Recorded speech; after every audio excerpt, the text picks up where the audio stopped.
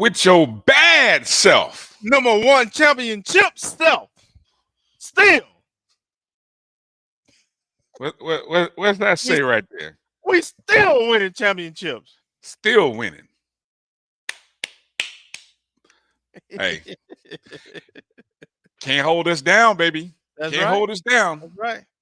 No matter how hard they try, the Rattlers will always strike, and strike again. Damn it. And so with that, we say hello, good evening, everybody. Thanks for joining the show. You're watching the ONG StrikeZone right here on the Black College Sports Network. I am Bryan Fulford. That's Kelvin Rozier. Joining us a little bit later, Marcus Green. He'll be checking in, coming in. Had to take care of some family matters here in the early part of the show. What an exciting time to be a Rattler. Despite what others may say and think and feel, it is an exciting time to be a Rattler. And so don't let that get lost in the minutia that's floating around out there, okay? So on today's show, we're going to spend the first hour of the show talking about what we always talk about, FAMU Athletics. That's what this show is primarily here to do. We talk about all things related to FAMU athletics and culture. So we have so many great things happening on the field right now. We're going to talk about that. And we've got coming up at the bottom of hour one, we've got our championship coach, Coach Garfield Ellenwood, the second director of our track and field and cross-country program. He'll be coming up, give us a bit of a recap from a great weekend. Really was. Again, from the SWAC Outdoor Tournament. If you, yes. Woo. Right Man, there. right there. I'm telling you, almost had the three-peat. So we'll talk to him. And if you watched Sunday, maybe you had some doubts, but no, Saturday, day 3 was Saturday, and it came down to some great races. So we had some outstanding performances. So we will get into all of that and more. And then in hour number 2, the hot topic that's on everybody's tongues, we'll talk about the outstanding, amazing, plentiful gift of $237 million in stocks that was gifted to Florida A&M University. And we're going to talk about some interesting points of view and some discussions on it. So we'll get into that in hour 2. And so obviously we always want to hear and hear your thoughts. And look, we will be very transparent with our opinions, because everybody's got an opinion. Hell, I mean, people who ain't ever probably been to FAMU, ain't walked up the damn hill for 4 to 5 years, got an opinion. So, we're going to give y'all our opinion. I mean, we might be floating a little bit closer to the sun than some other folks, but hell, what do we know? We'll find out. You'll find out. Yeah. And you'll hear our thoughts, and we'll go from there. There's our brother coming in just in time. So everybody say hello to Marcus Green. Marcus Green, how you doing? Doing good. How are y'all? What's going on, Marcus? Blessed. Glad to be here. We champions around here. That's right. Still champions. Still champions. Yes, indeed. Yes, indeed. Want to thank everybody for coming in to the show. However you're watching us, if you're watching us on our YouTube channels via the Jericho Broadcast Network's YouTube page or our own ONG StrikeZone page, you might be watching us on X via ONG StrikeZone or the Black College Sports Network. You might be watching us on Facebook on one of those Facebook channels. So we say hello to all of you. Hit that thumbs up if you're in the YouTube's chats. Hit the like button if you're there on Facebook. You might be watching us on Instagram Live. We say hello to you. If anybody would like to be a part of the chats, come on into the YouTube channels. I see our admins are in, especially on the Jericho Broadcast Network page. This is a FAMU themed show, so just remember that. And we don't silence opinions, but foolishness might get snipped. I'm just gonna let y'all know. So, come in, have some fun, be a part of the conversation, but don't be ridiculous, I guess is what I can say. Support the show. You can always support the show. Right there, you see the Cash App, my JBM, my BCSN, or you can hit that scan right there on the left, the QR code.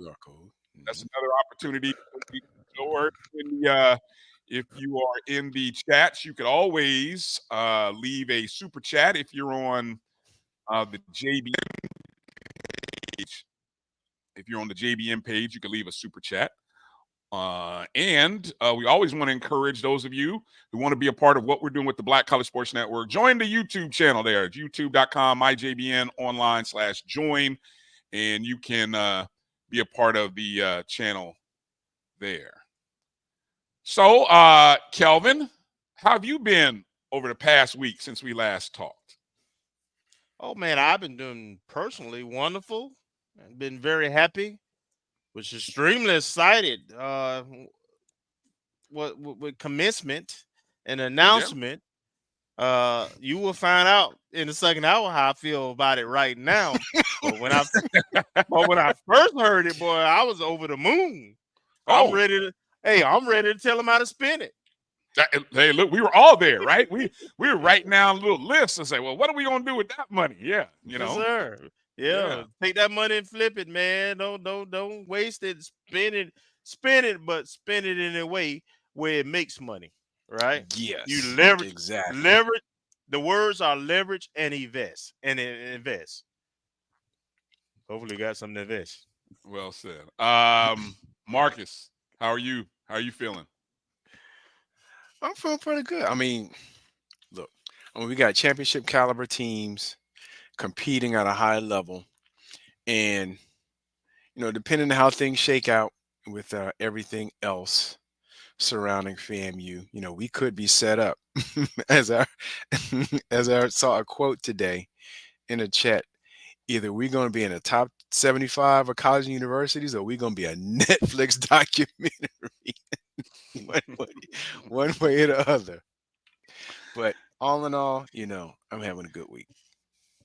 Good deal. Good deal. Well, as many of you may not know, or maybe you do know, big day on Monday. So I'm thankful. Appreciate everybody who happy birthday. Happy birthday. Thank you. Happy birthday. Thanks to everybody who tuned in on Monday, man. The birthday show. Couldn't. You 50. You 50. I feel young at heart. It's about time you catch up with us, though. I'm glad to be part of the club. I'm glad I can officially join the club now. So no longer am I hanging out there in the 40-something bars. Now I got to come on. Mm-hmm. My sister bought me a AARP card. I was just going to say that. There you go. And for a minute I was kind of hurt. I was in my feelings, but then I started looking at, hey, I get some nice little discounts with this thing. Mm-hmm. So I'm gonna say you should have I got my AARP card at 50. Yeah. So yeah. I was sleeping. We just got ours like last week. Oh yeah, appreciate it. Exactly. Yeah, joining the club has its membership, has its benefits. Thank you, Doc. Appreciate you. Chuck Hunt. We didn't win the SWAC championship. We came in second for the SWAC championship. We're national champions. Yeah, though. Right. We got one up on that. So we'll come to the shout outs here in just a second, because we always like to start the show talking about champions. Champions. Yeah, that's right. Let me get my ish together here. News flash just came out this afternoon. FAMU Golf wins the HBCU National Championship right in Jacksonville, Florida. Reading right here from FAMUathletics.com. FAMU Golf accomplished something they have not done since the start of the century, which is win the HBCU National Championship. FAMU dominated the weekend, finishing each day in first place. Finished the championship winning by 29 strokes with a score of How plus many? 27. Say it again. 29. 29. We smoked them. Yeah, that wasn't even close. We smoked all y'all. This marks the second time the Rattlers have won the HBCU National Championship after winning it for the first time in 2000 with a score of 853. The last time the Rattlers won, guess what? Coach Mike Rice was the team's captain and was the men's medalist with a score of 208. This year, Coach Rice leading as the coach. The medalist honors went to Marcus Taylor, who shot a +2, 218, who was this year's medalist, which gave the Rattlers 9 medalists in PGA Works Collegiate Championship history. Patrick Mwade Pole, Patrick M. We got 2 Patricks on the squad. I know you tore it up. I know I did. He finished in second with a +70, with a +7. Just in case you're wondering, who were some of the other competitors in this?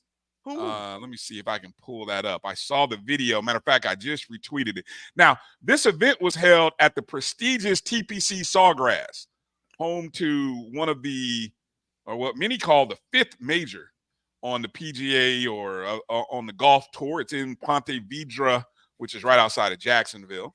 Mm-hmm. Let me see if I can go to who was. I saw the video of who the other teams were, and it wasn't in the article. Did you happen to catch who the other teams were? HBCUs? No, hold on. Yeah, well, right. Yeah, there you go. HBCUs. Yeah. Let's see. Trying to pull it up real quick if I can. You're funny. Okay, the competitors were Alabama State, North Carolina A&T, Prairie View. That was your 2, 3, and 4. Again, we smoked Alabama State by 29 strokes.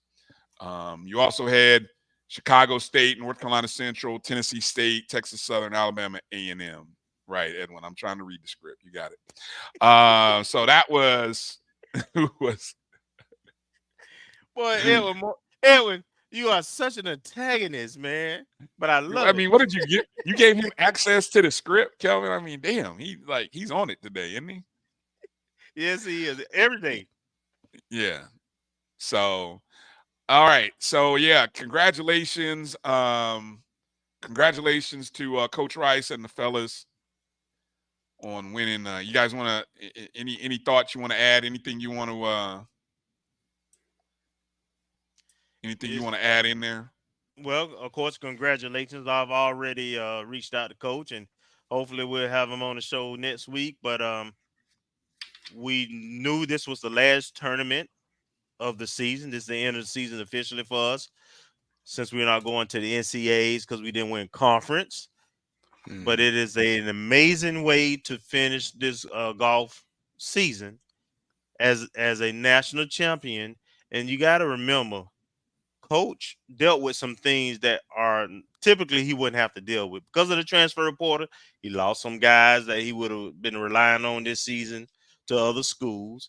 So he didn't have the complete team that he had previously. And the thing that plagued us in most of the big tournaments this year was getting off to good starts. Well, we got off to a really good start this tournament, and as we led from wire to wire, is a great way to end the season. You know, Coach got quite a few seniors on his team. Oh yeah, so 5 or 6 guys. We mentioned them last week. Yeah, we showed them last week, about 5 guys, I think. So this is definitely something that he can go recruit with, as well as the recruits he already has coming in have something to uphold and defend. So it just maintains the excellent standards of champions that FAMU has always been, and is being magnified within the HBCU spirit as well as the Southwest Athletic Conference. You can call us a lot of things, but one of them things better be champions. Well said. Well said. Marcus, you want to add anything in there? No, there's not much to say. Coach Rice doing his thing, and just upholding the standard that a lot of teams have set the last couple of years. Yes, indeed. Yes, indeed. So add another championship to the ring collection and the trophy collection. So congratulations to Coach Rice. Yeah, for sure, for sure. Let's do a quick roll call real quick before we spend a couple minutes saying hello to everybody. Now that we've kind of got everything kind of going here, and then we'll kind of mention the other big story that happened today. And Jimmy Mack, let me see. Jimmy Mack came in hot with some comments. Okay, yeah, there we go. There's one I can put up there. Jimmy Mack. That's right. We'll talk about the shutout for our Lady Rattlers, our softball team, here in just a moment, as they took care of business today. 4-0, another win. Second win in a row, of course, yesterday, dramatic fashion. A pitcher's duel, went into extra innings. We were just second time this year we don't won that way. Hey, well, at the beginning of the season. No, I love it. To me, it's a beautiful thing. Well, we forced the throw or forced the team to make a decision whether they were going to try to get the runner at second or go home, and then we stole home and won it. Man, I love it. It's exciting. That's a well-coached team. We practice. Yes, it is. Yep. Well said. Well said. Shout out to Mia Blasingame, who definitely big play for the last out in the top of the eighth, and then she leads off getting on base, and just an outstanding job of running the bases. Shout out to Dr. Lloyd. Appreciate you coming in. What's up, Doc? Coming in, managing our chats in there. Marcus, good to see you. What's up, Marcus? Let's see. Jay Hunter checking in. Good to see you, Jay Hunter. Thank you for coming in. What's up, Jay Hunter? Edwin Moore checking in. Thank you for coming in, Edwin. We appreciate you. Appreciate you, Ed. We had the softball coach on the air last week. Yep. And of course, hey, once we win the SWAC championship, she'll come on again. We know it. So, I mean, we'll be looking for Coach P next week. Make that the SWAC Coach of the Year, please. Thank you. Thank you for clarifying. Thank you. The SWAC Coach of the Year. That's right. Put Coach some Denise respect Patterson. on her name. My bad, indeed. Marvin Allen checking in from Duval. Good to see you, Marvin. Ashton Harris, thank you for coming in, Ashton. Good to see you. Demetra Alford coming in. Piccola, teleho. Tony Matthews. Yeah, coming in. Good to see you, Tony. Good to have you. Mr. Campbell coming in. Good to see you. What's up, Mr. Campbell? Those are some great numbers to play. You know what? I'm gonna play that as well, Mr. Campbell. I agree with you. Everybody, we'll go in and play them three numbers right there. 237. We might. Hey, if you win anything, we might need to send it in. Stop it. You don't be that way. Meredith, good to see you, Meredith. Thanks for coming in. Mary 305, good to see you. Hello to you as well. Little baby 205 coming in. Appreciate you.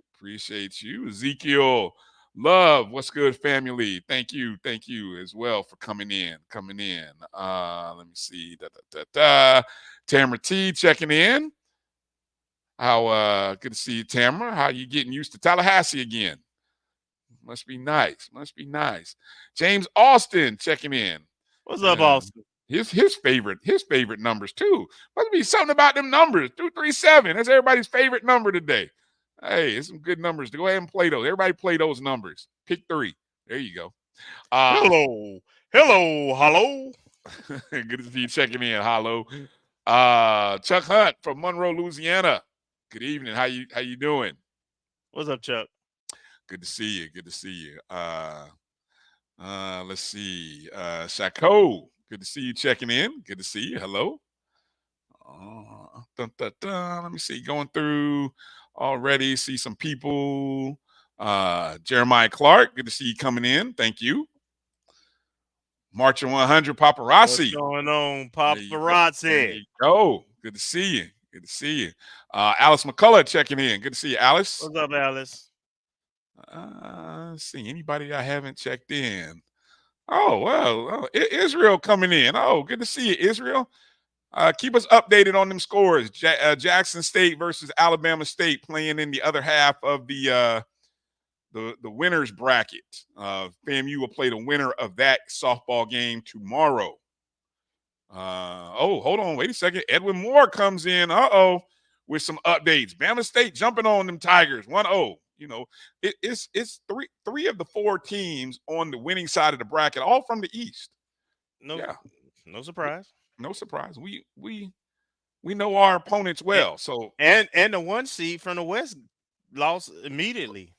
That was the big upset. Look, as big as our win was, the next night for Alabama State to knock off, and they did it in powerful fashion. I mean, they jumped on them early. It was like 6-0 heading in late into innings. So Prairie View tried to make a game of it late, but man, good stuff there. Good stuff. Let's see. Appreciate all the birthday shout outs for everybody in the chat room. Thank you very much. Fat Mouse, how you get your AAP card at 45? Really? They let you do that? They let you do that? I thought it was 50. I don't know. I don't know. I wasn't ready to admit that. I am not accusing you of anything, sir. Erie Young checking in from the Carolinas. All right. How about that FAMU softball win today? Yes, indeed. All right. Let me see. Gail Butler checking in. What's up, Miss Gail? Miss Gail been putting in work. Yeah, she been putting in work. Gail, where you going? I think I know what Miss Gail been up to, and we want. Huh? I want to thank you if it's what I think it is, Miss Gail. Appreciate it. Where's Gail going? Where you going, Gail? You need to stick around in Tallahassee a little bit longer. Oh, good stuff. Good stuff. Karen Griffin. I don't think I said hello to you, Karen Griffin. So if I didn't, my apologies. But hello to you, Karen, checking in. I'm trying to see anybody else I didn't see. Ron Jab Williams. All right, checking in. I'm seeing Jab, what's going on? Okay, I'm seeing some new names in here, so it's all good. GT3 checking in. Okay. The muck is in the house. Yeah. It's the boss. The boss man's watching us, fellas. So we got to be on P's and Q's. The CEO, Jericho Broadcast Networks, is in the building. Sit up straight. Marcus Harris, sit up straight. It's been to be a show. Oh, it's been a show. It's gonna be a show. Let me get the disclaimer out. The views expressed on the ONG StrikeZone do not reflect Jericho Broadcast Networks or the Black College Sports Network. The views expressed are expressly the opinions of Bryan Fulford, Kelvin Rozier, and Marcus Green. All right, there's the disclaimer. I may give it one more time, but that's all you're gonna get. Okay, softball. Yeah. So see Batman in the house. Yeah, where? Victor Gaines. There you go. What's up? Right. What's up, Vic? Shout out Victor Gaines checking in. All right. So earlier today, probably the game ended maybe about an hour ago. FAMU softball gets their second win of the SWAC tournament with a 4-0 shutout of Texas Southern, as Zoriana Hughes, she was the co-freshman of the year. Mm-hmm. Which, by the way, game 1, you had the 2 freshmen of the year, right? Mm-hmm. Kayla Adams from UAPB, Zoriana Hughes. Now, Zoriana didn't start the first inning. And Samantha Smith started, and that was interesting. Iria, I'd love you you're in the chat, Iria. I'd love hear your thoughts on the strategy of starting Samantha in the first inning, but she was the opener. And so it was 1-1. Both, Sam gave up a run in the first, and then we came back. Kayla Adams of UAPB gave up a run. And then when Zoriana came in to start the second, it was like lights out. I mean, both pitchers. I mean, nobody. I think there was at a point where there were let me see. Somebody had retired 17 straight. I think Zoriana had retired 17 straight. Kayla Adams of UAPB had retired like 15 straight, and that's 15 how it straight. went. I think, yeah, like that's how it went all the way into like the 7th inning or something like that.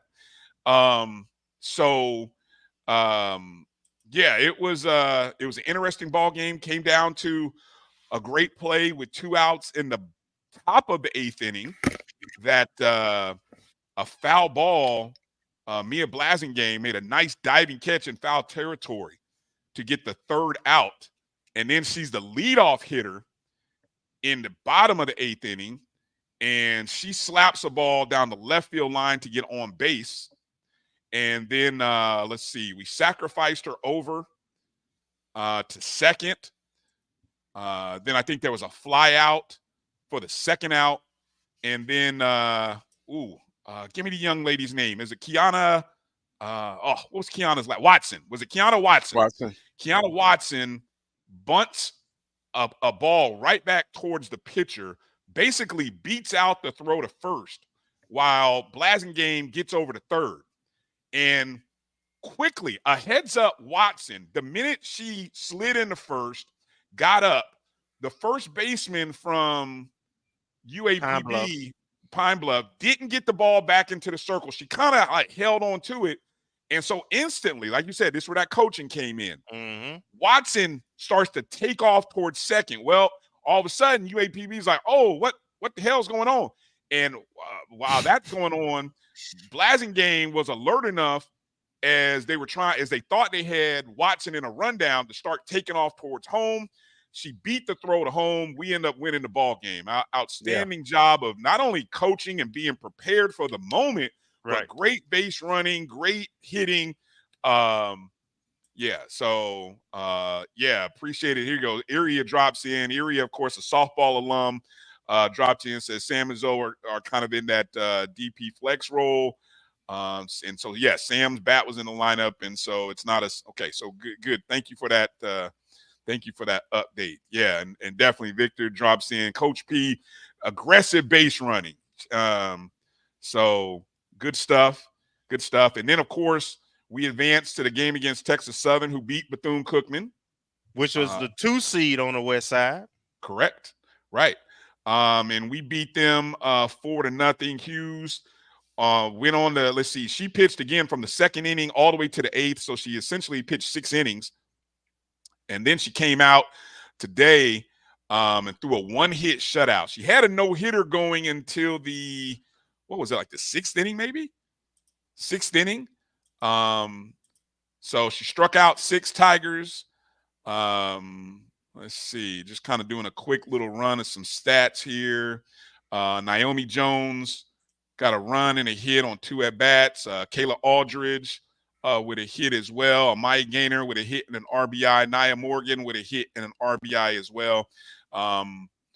We drew 5 walks against Texas Southern pitching. So just a steady game. And when you have the best pitcher, again, Zoriana Hughes, pitcher of the year. We told you guys 3 weeks ago Zoriana Hughes was going to be the pitcher of the year, and that's what I feel like that's the second one we've gotten right, guys, right?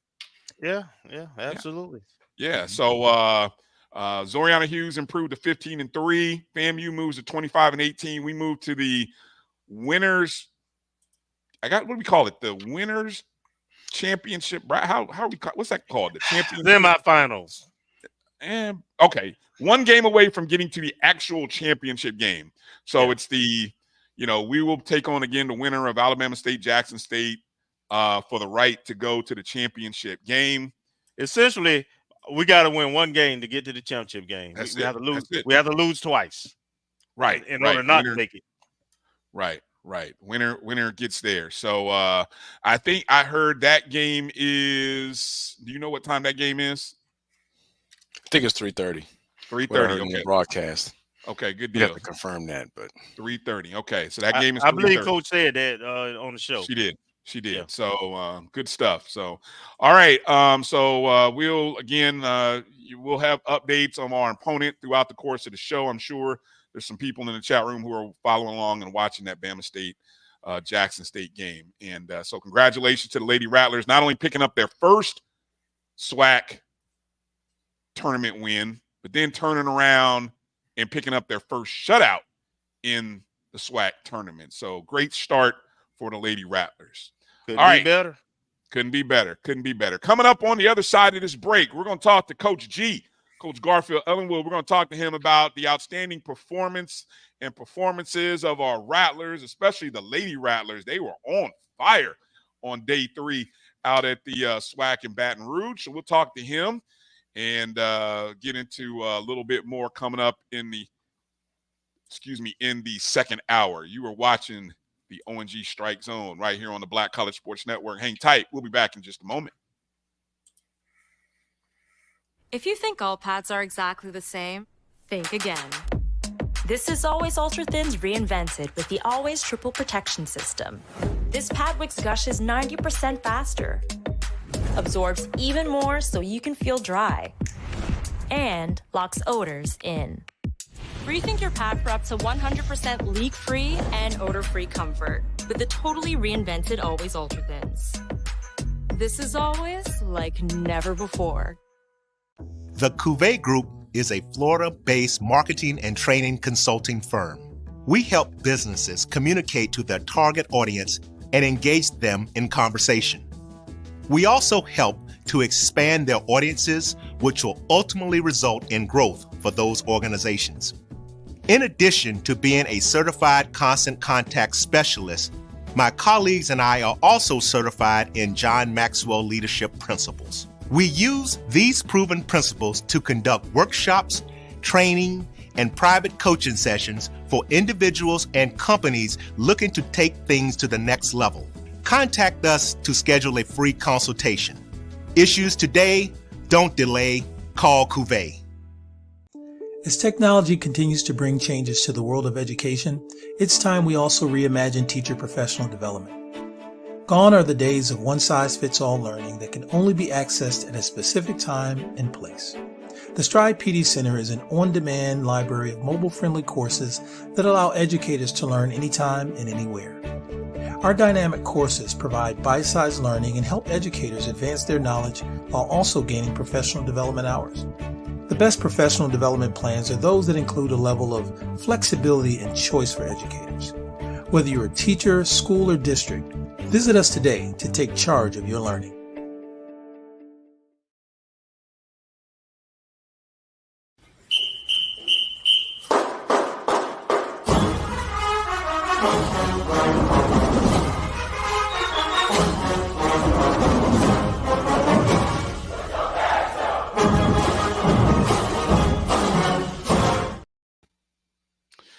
All right, welcome back to the ONG Strike Zone. Bryan, Kelvin, Marcus. Before I bring on Coach G, let me remind everybody, go ahead and hit that thumbs up button. Hit the thumbs up button, hit the like button. However you're watching the show, you can always be a part of what we're doing. Those of you in the YouTube Super Chat, donate, into the Super Chats on JBN or Cash App or the scan code there. So let me see. Yep, we had Coach G there. Some must have got lost in the signal there. So we'll kind of wait for him to jump back in here, and then we'll bring up Coach G. Okay, here we go. Whoops, there we go. All right, without further ado, let me bring on our coach, Coach G, Coach Garfield Ellenwood. Coach G, how you doing? Good. And how are you guys? Doing great. Doing well, Coach. Doing blessed. We're blessed, Coach. Good to see you. Well, Coach, what another exciting day number 3 at the SWAC Outdoor Tournament Champions. I mean, is this the script? Is this what we have to expect every track meet, Coach? We just have to kind of watch and not get too panicked on day 1 and 2 and just let it all rush over us on day 3? Yeah. I mean, that's pretty much the plan. I mean, we're built a certain way, based on the coaching staff that, they've been able to assemble. And I try and tell the athletes, we want to make that scoreboard light up like a Christmas tree on Saturday, but we have to do what we need to do prior to get to that position. And, they did their best. Unfortunately, we had an injury that pretty much cost us. I think we would have been able to bring home number 3, but the guy said it wasn't our time right now. Right. Yeah, definitely. So let's kind of start right there, because obviously the points were going. I'm telling you, Coach, I'll admit I do a lot of the tweeting from the account, so I'm watching the track meet. It gives me something to do. I'm sitting there firing off tweets as the events are happening. I'm keeping people updated with everything. And so we're scoreboard watching, and we actually grabbed the lead in terms of total points with 3 events to go. And I think we had the 200, the 5K, and the 4x4 remaining. Yeah. I know we had a couple young ladies running the 200 who they had one of the top times all season, but man, Alabama State just like, I don't know what kind of gas they put in the tank, but whoo. No, they stepped up. Those young ladies stepped up. You can't take anything from them. To Naya's on her behalf, she strained her hamstring at the Tom Jones Invitational. Okay. So Naya had just come back the week before, and she still was about at 90%. And that was her first 100 meters of the season. Ended up getting second, and her 200, she was on pace before she got hurt to run 22 seconds. So, she came back and did everything she could, and now we've made it through. And I think we'll see much better performance by the time we get to the NCAA regional meet. And so when we went into that 5K, talk a little bit about what happened there, because that's where the points kind of, I'll let you explain what happened there in the 5K. Well, I mean, Alabama State, they had some athletes, and we knew they had athletes in that position. What hurt us was Nia Coleman had hurt her ankle doing the steeplechase the night before. Okay. And it swelled up on her in the 15, and they put her in a boot, and she was going to literally get out there and give it what she had. And Coach K and Coach Kinch and I were like, it is what it is. You're a freshman. You've given us everything we can. We're not going to do that to you. Right. We want to win, but not at that cost. Right. So, she had to sit in the stands and watch. And like I said, she was ready to get out there. She was like, I'll get out there and walk. I bet. But, so, that allowed them to really jump up the ladder there. And then, like you said, we came back in the 200, and but it came down to the 4x4. Once they got that gap on us, we couldn't make it up. And Alicia Douglas was the other one that went down. I mean, going back into the final, she was second in the 800. I think she had the second fastest time in the 800 and like third or fourth in the 1500. So if she just places where she's supposed to place, that's anywhere from 12 to 14 points. We handle. I said, my prayer was, let it just come to the 4x4. If it comes to the 4x4, we're not losing. Right. And we didn't. We didn't lose 4x4. Yeah. No, definitely the 4x4 of Rory Lowe, Lacey DeBoski, Caitlin Smith, Tatiana Martinez. I mean, especially, man, I enjoyed the heck out of watching Tatiana on that last leg, boy. She was smoking. I was like, that you could tell she wanted that. She wanted to make sure we got that one. I mean, she was just kicking at a different level. And so we ended up finishing in second, which, like you said, I mean, still we knew it was going to come down. And so it sometimes comes down to that. So I appreciate you kind of walking us through that. Go ahead, Kelvin. Coach, so talk about who qualified to go to the NCAAs. Okay, so right now, Joseph DeRosier is a lock. Caitlin Smith is a lock. Brianna Marshall Brown is a lock. I'm about 99% sure Nia Blocker is a lock in the 200 meters. And then our 4x1 is on the bubble. But we're looking to compete one more time and clean that all up. So, Lord willing, we should have anywhere from, on the women's side, 4 individuals plus the relay, and then Joseph and possibly Kurt Dawkins in the 800, Norman Makwana in the 400 hurdles, and Peter Salesman in the long jump. But we'll know that after Saturday. The last day to qualify is Sunday, unless you have a conference meet on Monday, and we'll be competing on Saturday. But I feel pretty good with where we are. And, I mean, for FAMU, usually FAMU has had a tradition of taking maybe one athlete to the NCAA regional. So just doing this speak volumes of where the program is and where we're going in 15 months time. Yeah. Right. Yeah. Absolutely. And where's the regional meet going to be held?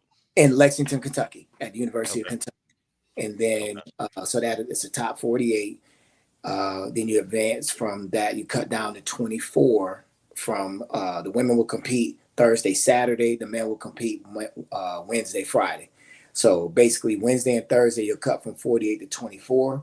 Then you advance 12 from there to go to Eugene against the other 12 that will be coming from the West. Ooh, Okay.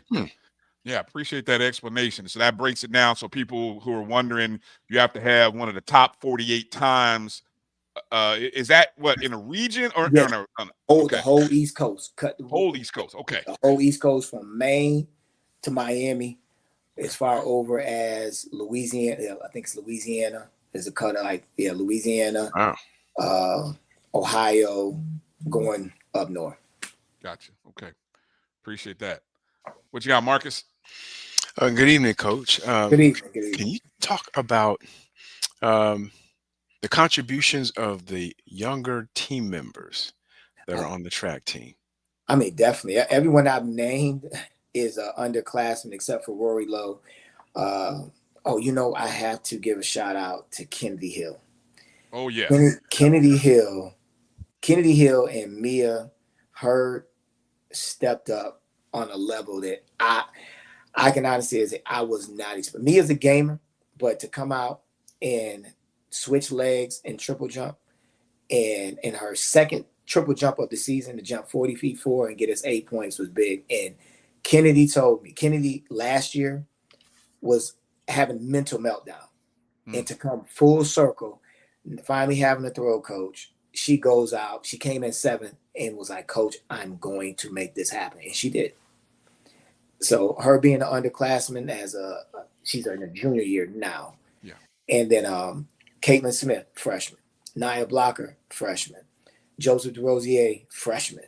Brianna Marshall Brown, junior. So it's like we're going to be pretty good moving forward. Those young ones that I went out, and that was the thing. We're going to recruit talent that fit this academic profile and going to bring the same intensity to the track. And so far it's happening. I mean, you look at Caitlin, she was 62 seconds out of high school. Now she's 57. And I truly believe she's going to run 56 seconds in the 400 hurdles.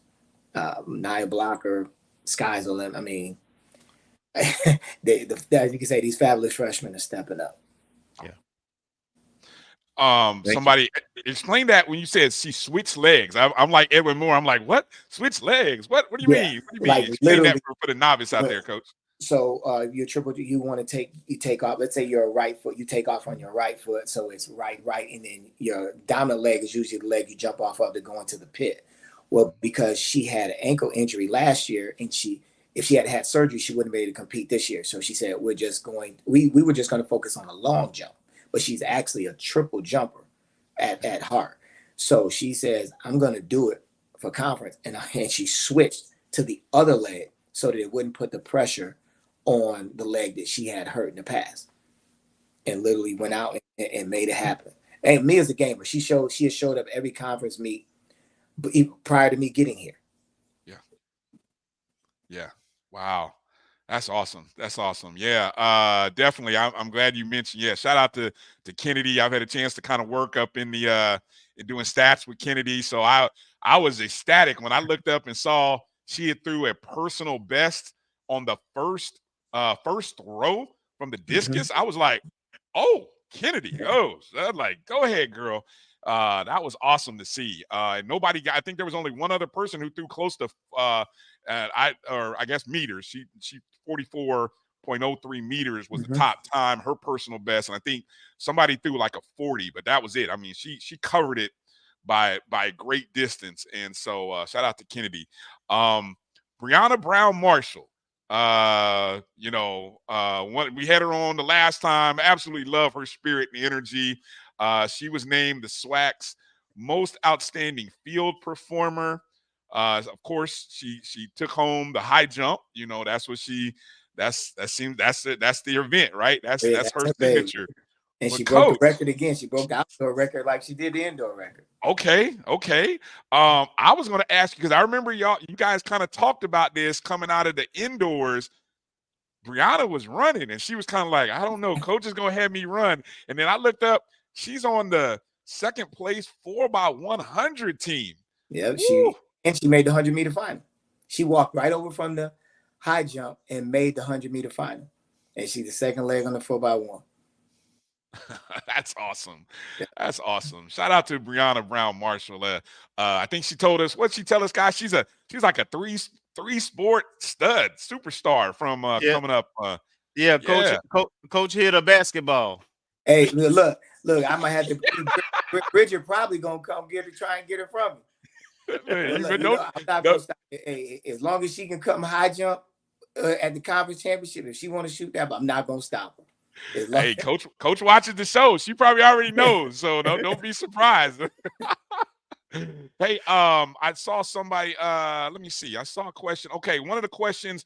Talk a little bit about what are some of the strategies as it relates to the men's program. You know, the women's program, you know, obviously they've had the most success, and there are individual performances, but how are you and what are you looking to sort of build and do with the men's program to kind of get that side? Yeah, well, I redshirted some guys this year so that they would have a complete year next year because, you know, we had the COVID year. So what I wanted to do see the difference with the men, you have a limited amount of scholarships. So it's more chess than checkers. Okay. And by redshirting some people to go what we just signed a young man, just ran 1040, 2094 yesterday at Florida State meet. Got a junior college champion coming in the hurdles. So I wanted to, like I said, play chess and not checkers and redshirt those guys this year to be able to come back next year to have a complete team versus doing it in pieces. Okay. Good stuff. Makes sense. Go ahead, Kelvin. So, Coach, where are you with recruiting, both men and women's side? How many more you plan on bringing in? Right now, I would say we're about 90% there on both sides. Just have a couple more pieces to fill in. Just waiting for this transfer portal to open up, as well as some more high school meets to finish up. But I would say within a month's time, we'll be pretty much done and moving forward. What we have we have roster mandates now, roster limits within athletics. So you got to be real careful with what you bring in because it's got to be quality because we won't have it can't be about numbers anymore. Gotcha. Okay. Gotcha. And Coach, is that imposed within FAMU or is that NCAA? Oh no, that's just FAMU. Okay. That's just FAMU, so that we can maximize the dollars that we have. You know, travel, outfitting. We're the second largest sport on campus. You know, like I said, when you combine the men and the women, we're the second largest behind football, and we're 5 of the 14. So we got to make sure that we have the quality to go along with, versus the quantity. But my question is, that doesn't mean that we're offering less than what the NCAA allows. It's just that we got to be strategic in what we bring in. Right. Like to go to the conference championships, you can have, I think the max is 27. So we're going to have 30. We're going to carry 30 on the men's side and 32 on the women's side. Okay. And that'd be the max of the rosters can be. Okay. And one last thing I have, we still on track for that FAMU relays because I'm really looking forward to it. Yeah, that's the plan right now. March 22nd, 2025. Just about getting things in place. Of course, we got to get officials. We got to get timers. So that's going to take funds to get, because I refuse to put it on just to put it on. It has to be done so that people come. So, we somewhat have a layout of where we want things to go. We want to really make it a carnival like it was back in the day. Dr. Oriaku has really been spearheading and telling me how things were and giving me a vision to go along with, actually be able to put my vision on paper and be able to look back at he found a bunch of pictures where you could see how things were set up in the past. So I'm hoping that we can really kick it off and make it a big party like it was. What was your thoughts on the venue of the SWAC Championship in Southern? I know they recently did some things, and I know their track is in their football stadium, but talk about that. Yeah, and the track is fast. The surface that they put in was fast, and we actually, my assistant coach and I were talking like, okay, if we're between Southern and Prairie View, I'd rather go back to Southern. There was only one hiccup, and they said they're going to get that worked out so that we can run because we had to run into the wind because they didn't have a finish line on the backside. But other than that, it was great. It was a practice warm-up area. It was fine. I mean, all in all, I could definitely give them an A as far as effort and what they put on. They were very coach-friendly. Officials were friendly. Everything was, I would say they did a very good job. So it gives us an idea of how we want to do things as well. Okay. All right. I did have and I don't. You guys take me back into history, Marcus or Kelvin. Did FAMU ever host MEAC track championships back in the day? I mean, is that something you can maybe foresee, Coach? Would you like to one day be able to host the SWAC? Most definitely. But again, I definitely want. We definitely need a new track. Okay. If we're gonna, I mean, because it's about times. People are gonna come. You can run fast, and I'd actually had Bynum come out to survey, and they just emailed me today the blueprints of how things could be done. Now it's just a matter of if we can get the support to get it done. And then they've asked, even the coaches at Southern was like, okay, we're going to try and come down to FAMU, but are y'all going to be getting a track so y'all can host conference? Because people want to come to Florida. They want to. Yeah. They want to. And when you say that, does that entail surface, or is that like the surrounding like stands? Is that everything when you say that? Well, the blueprints I have is for everything surrounding it, because in order you want to open up the radius a little bit so you can get some faster times. So taking the steps and getting what it should look like to move the bleachers and some things, and then definitely the surface. I even went as far as to say, okay, what it would be to get a turf infield and what it is without. Because my thing is, if we're going to do it, if we do it right, it'll pay for itself. Correct. Sure. Yeah. AAU nationals, all these different things that we can get is just about, but it's like, like you got to spend money to make money. So, amen. Being able to does that include PA system, video board? No, I didn't go that far. I didn't go that far. My background in facility is that might as well, right? Look, Kelvin, might as well ask for it all. Plan for it all. I pushed the envelope, but I understand. If we can get that, I tell you, hey, you know what? It'll pay. That scoreboard will get paid for off the revenue to come from it. Mm-hmm. Absolutely. Yeah. Okay. Marcus, you got any last questions there for Coach? Just a quick question, and it kind of ties into Kelvin's question earlier about recruiting. What's been the response with all the success that you've had this year? Oh, it's been outstanding. I think the hardest thing is people don't understand how academically strong Florida A&M is in the standards. That 3.3 and 1080 will knock you off your socks. And because the state of Florida requires the SAT score, and a lot of these student athletes aren't taking the SAT because it's not mandated anymore, you run into a lot of hiccups there. So we're getting a lot of people reaching out, but then they don't necessarily hit the standard that we need in order to get into FAMU, and then they have to be a special admit. And we only have so many special admits within athletics. So, but to answer your question, I'm getting emails left and right. And then also, it's about setting the standard again, because of the roster limits. And what I said to you from the first time you met me, I want to be the first HBCU to win a national championship. So we have to go out and get that type of talent. Yeah. Okay. All right. Yes, Well, indeed. thank you. Love it. All right.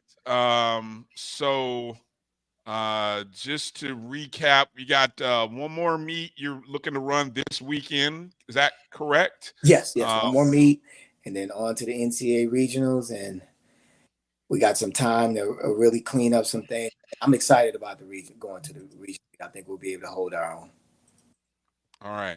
I want to give you the last word, Coach. Any last words you want to let Rattler Nation know? Anything that we can do to continue to support the program? I'm going to give you the last word. I just want to thank everyone that gave on the National Giving Day. It was truly appreciated. The support that you all have given us throughout this year, it definitely has driven us. It's fueled us. You guys, right there with the OG StrikeZone, and Kelvin looking out with the tent. I mean, you guys have really embraced me and my staff and the team, and it's greatly appreciated. And we just hope that we can continue to do our best to make you all proud. Well, definitely, Coach. You definitely have done that. We always enjoy talking to you. Glad we've been able to kind of spotlight some of the athletes, and by coming on the show and just in nature. So thank you and congratulations. Congratulations to all the champions, and good luck to those who are moving on to the NCAAs. And one I almost forgot. If we get any Olympic trial qualifiers, we will definitely need help to get there. I've already been told that there's nothing there for it, so we're gonna have to be able to get there. Oh, Rattler Nation, we got you. We support champions. Exactly. We do that. Yes, indeed, Coach. So keep us updated on that, and so that way, whatever we can do to help and support and bring attention to that, bring people on the show, do some whatever we got to do, Coach. All you got to do is call and let us know. Thank you very much. All right, Coach. Be well. Good luck this week, and we look forward to seeing the results over the next couple of weeks as you go into the NCAAs. All right, you guys be blessed. All right, you too, Coach. All right, good night. All right, ladies and gentlemen, Coach Garfield Ellenwood II. Outstanding job again. Let me just kind of great job. Yeah, great job. Cross country champion, indoor women's champion, outdoor women's runner up. Got a qualifier on the men's side. I mean, this is year one, people. This is his first year as the head full. He's 15 months in as a full-time coach, right? So technically it's the second year, but I mean, he's new. He started in January of last year. So again, just like Coach Patterson, we have some excellent coaches who have passion about what they do. They do yeoman's work. They come and speak to us and let us know things they need, and we have to make sure that we're supporting them, and we pushing our administration to support them, which will tie right into our next segment. Just to recap again, the first place finishers from the SWAC, you got Brianna Brown Marshall in the high jump. She finished first. Kennedy Hill in the discus. The 4x400 relay team of Rory Lowe, Lacey DeBoski, Caitlin Smith, and Tatiana Martinez. And then Caitlin Smith finishing first in the 400-meter hurdles. The second place finishers included Nia Blocker in the 100. The 4x100 relay team of Nia Blocker, Brianna Brown Marshall, Dakaya Cunningham, and Rory Lowe. Kirk Dawkins finishing second in the 800, and Lacey DeBoski also in the 800. And then Nia Hurd in the triple jump.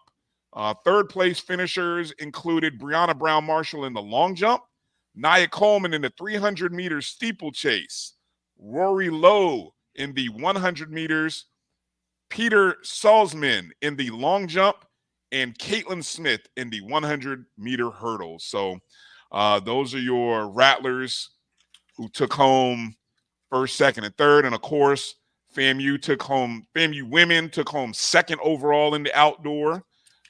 which outstanding job by them on the heels of winning first in the indoors and then winning first at the SWAC cross country. So absolutely loved it, man. I enjoy watching track and field again. I enjoy it. Notice I said again. I had kind of lost my enthusiasm for it a little bit, but I'm enjoying once you see what these young people do, and then once you get to know them and talk to them, you can't help but be excited, man. Yes. Yeah. So check them out. A lot of them are on Instagram. Great follows. I mean, just continue to support. And like Coach said, when we're gonna have to come through with some support a little bit later on in the season. Okay, coming up on the other side, we're gonna get into talking about the big donation, the big gift to Florida A&M University.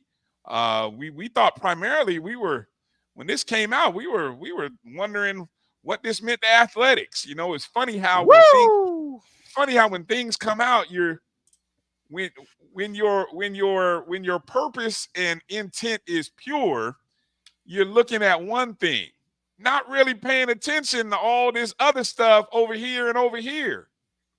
Why? Because I think a lot of us believe in our leadership, but some people don't. So we're going to kind of get into talking about some of the hot button topics surrounding this. what was that, Marcus? What was that little gesture? The hot button. No, the hot button. All right. Buckle in. Here we go. Get ready. Coming up on the other side, we're going to ask the question, not so much who do you believe, but what do you believe? What do you believe, Rattler Nation? We're going to ask that serious question coming up on the other side. You're watching the ONG Strike Zone right here on the Black College Sports Network. We'll be back in just a moment. Since 2002, Empowerment Resources, Inc., a nonprofit organization, has empowered more than 1,500 youth and adults in Duval and surrounding counties. Through its programs, Journey into Womanhood, Girls Mentoring, Life Skills for Teens, and Parenting Education Coaching. To get involved with programs, volunteer, or donate, visit www.empowermentresourcesinc.org. Follow us on social media, facebook.com/empowerment.resources and instagram.com/empowermentJAX. The human voice has always connected audiences with experiences. Major brands all across America have trusted Kever's voice time and time again. Conversational, powerhouse, intelligent, and sincere. That's the voice you need for your creative marketing process. KEAVERSVOICE.com. Kever's Voice, Kever's Voice, KeversVoice.com. Always on, all the time. Nope. Nope. Come on, him? Ooh, I like him.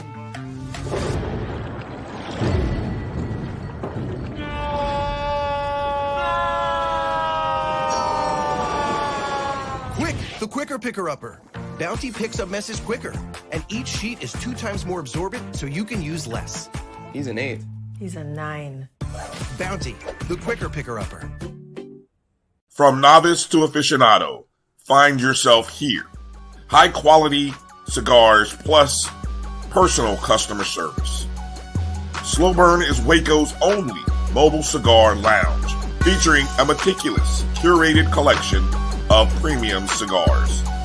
Visit our website, www.slowburnwaco.com. That's www.slowburnwaco.com.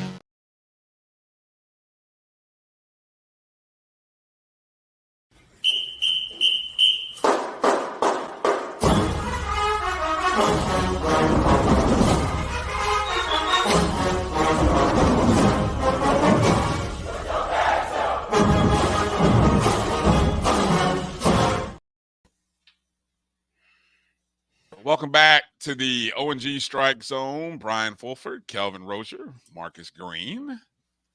I want to encourage everybody to go ahead and hit that thumbs up and the like button wherever you are watching the show, especially those of you on YouTube or on Facebook. We say hello to everybody watching us on X or watching on Instagram. We appreciate you. A lot of folks out there watching on those platforms. If you want to be a part of the chat conversation, you probably got to do that on the YouTube. Let's see. It's probably hottest on our Jericho Broadcast Network's YouTube feed. So that's kind of where the most chatter will probably be. Okay.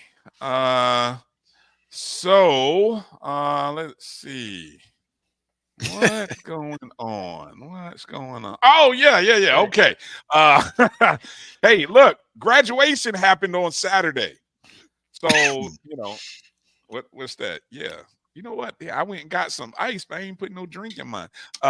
Anyway, yeah, shout out. Graduation happened on Saturday. And then all of a sudden this news comes out. This news. FAMU receives a $237 million gift from the Isaac Batterson Seventh Family Trust. I need you to repeat that. What was that amount? Okay, I'm reading right here from FAMUnews.com. So everybody can go follow along. Go to FAMUnews.com. All right, the official source for FAMU news and events. Okay, I'm just reading headlines, Mr. Campbell. I'm just reading headlines. So I don't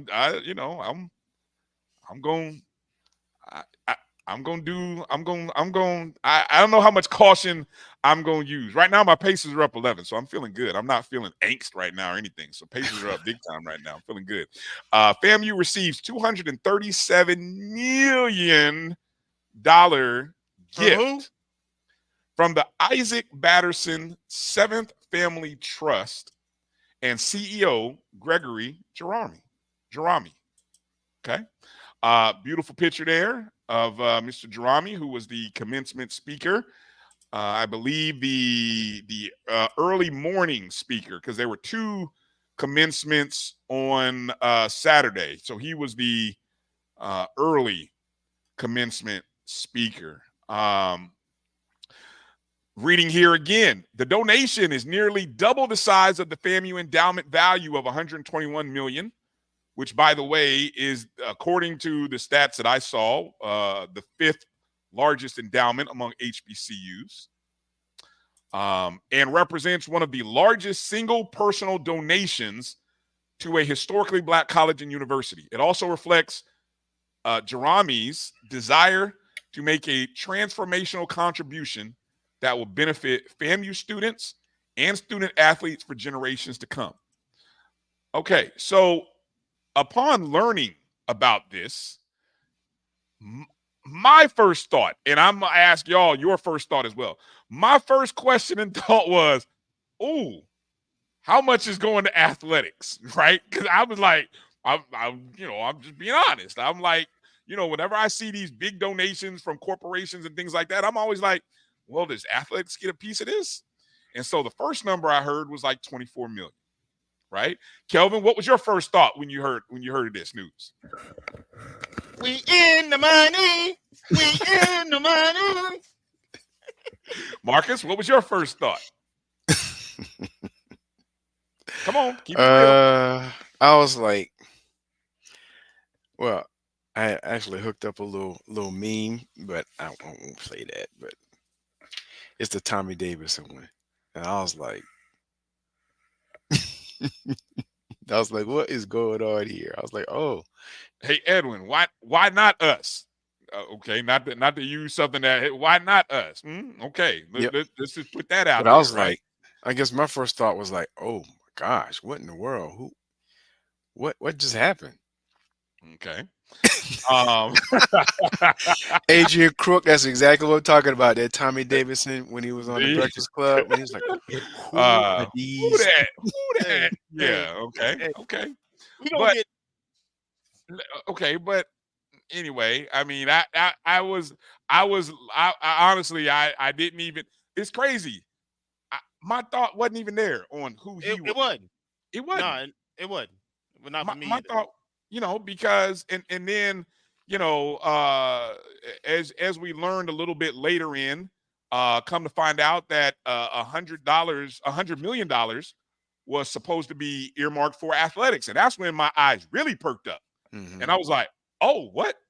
Including 24 million towards what was the article in the Democrat said? Towards renovations to the field house. So again, 100 million for athletics with 24. That's a quarter of that going towards the renovation of field house. And I'm like, oh, so yeah. I mean, of course, the bathroom jokes started. Everyone's like, oh, finally, we can get the bathrooms fixed and brag. But in hearing or put it like this, in learning of some comments by A.D. Sykes, some of her initial comments surrounded improvements to things for student athletes, like what is the academic success program that the NCAA allowed institutions to be able to do? It was like a $5,000 stipend, right? Yes. So she mentioned that in the post.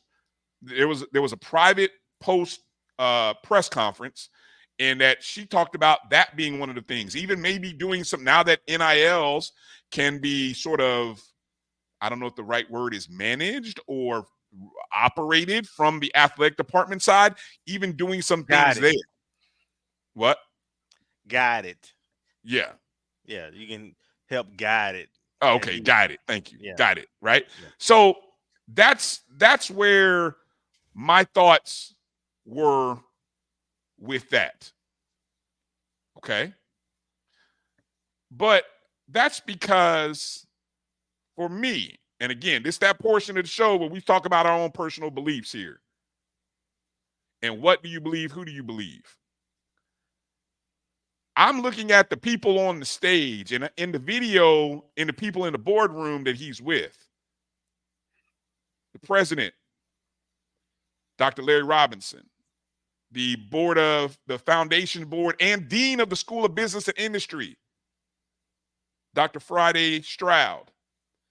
And then you see the board of trustees chair Harper, along with some, I don't know who else was in that particular video, but at that point, I'm of the belief and of the thought that, okay, I see people that I have no reason not to distrust in their in them doing things for the betterment of Florida A&M University.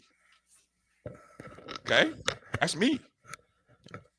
It was never for me to go Google somebody.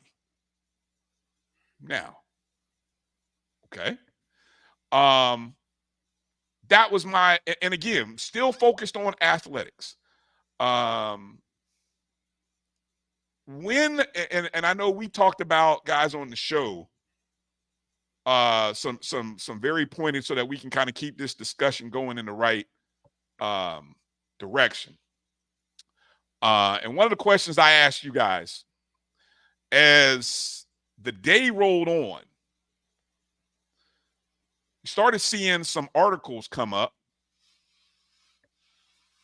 One in particular that brought into this space that somehow FAMU might be, hold on, I want to make sure I get it right. It's an article that appeared on the HBCU Digest Education News Flash. For the love of money, has FAMU been fooled? And I'm like, huh? By Mr. Jarrell Blakely. Okay. And so I'm sitting there thinking, huh? What do you mean, has FAMU been fooled? Why would FAMU be fooled? What's happening here? So he brings up concerns that this donation, because of his own research, which he did through Googling, I think as an educator, You know, I tell my kids all the time to not don't just rely on Google. You know, sometimes you got to dig a little deeper. But based on his Google search of Mr. Jerami and his company and this trust, he comes away with the thought that, and I'm going to read quote, he says, "It is hard to avoid the feeling that this donation will go down as one of the biggest scams in higher education history. If the money is indeed in the bank, I wonder if that will be shown to be false in a few days," he asked. "If the money is there without issue, then I'm wrong and the university has a foundation for great prosperity by way of an ultra-rich, unknown business tycoon who seems to care little about how he or his business would benefit from such a bold philanthropic effort. But if this turns out to be a scam, the entire university leadership should resign for a massive lack of vetting." So I feel like certain buzzwords lit the internet on fire. I'll go around the horn. Kelvin, as we get going, you read that article after your initial thoughts and warm feelings. And what are your concerns and what are some things that came out for you after reading that and processing that? Well, I did some research prior to that article, and it was for different reasons. It was out of excitement and love of the possibilities of such a prestigious gift and how I could support and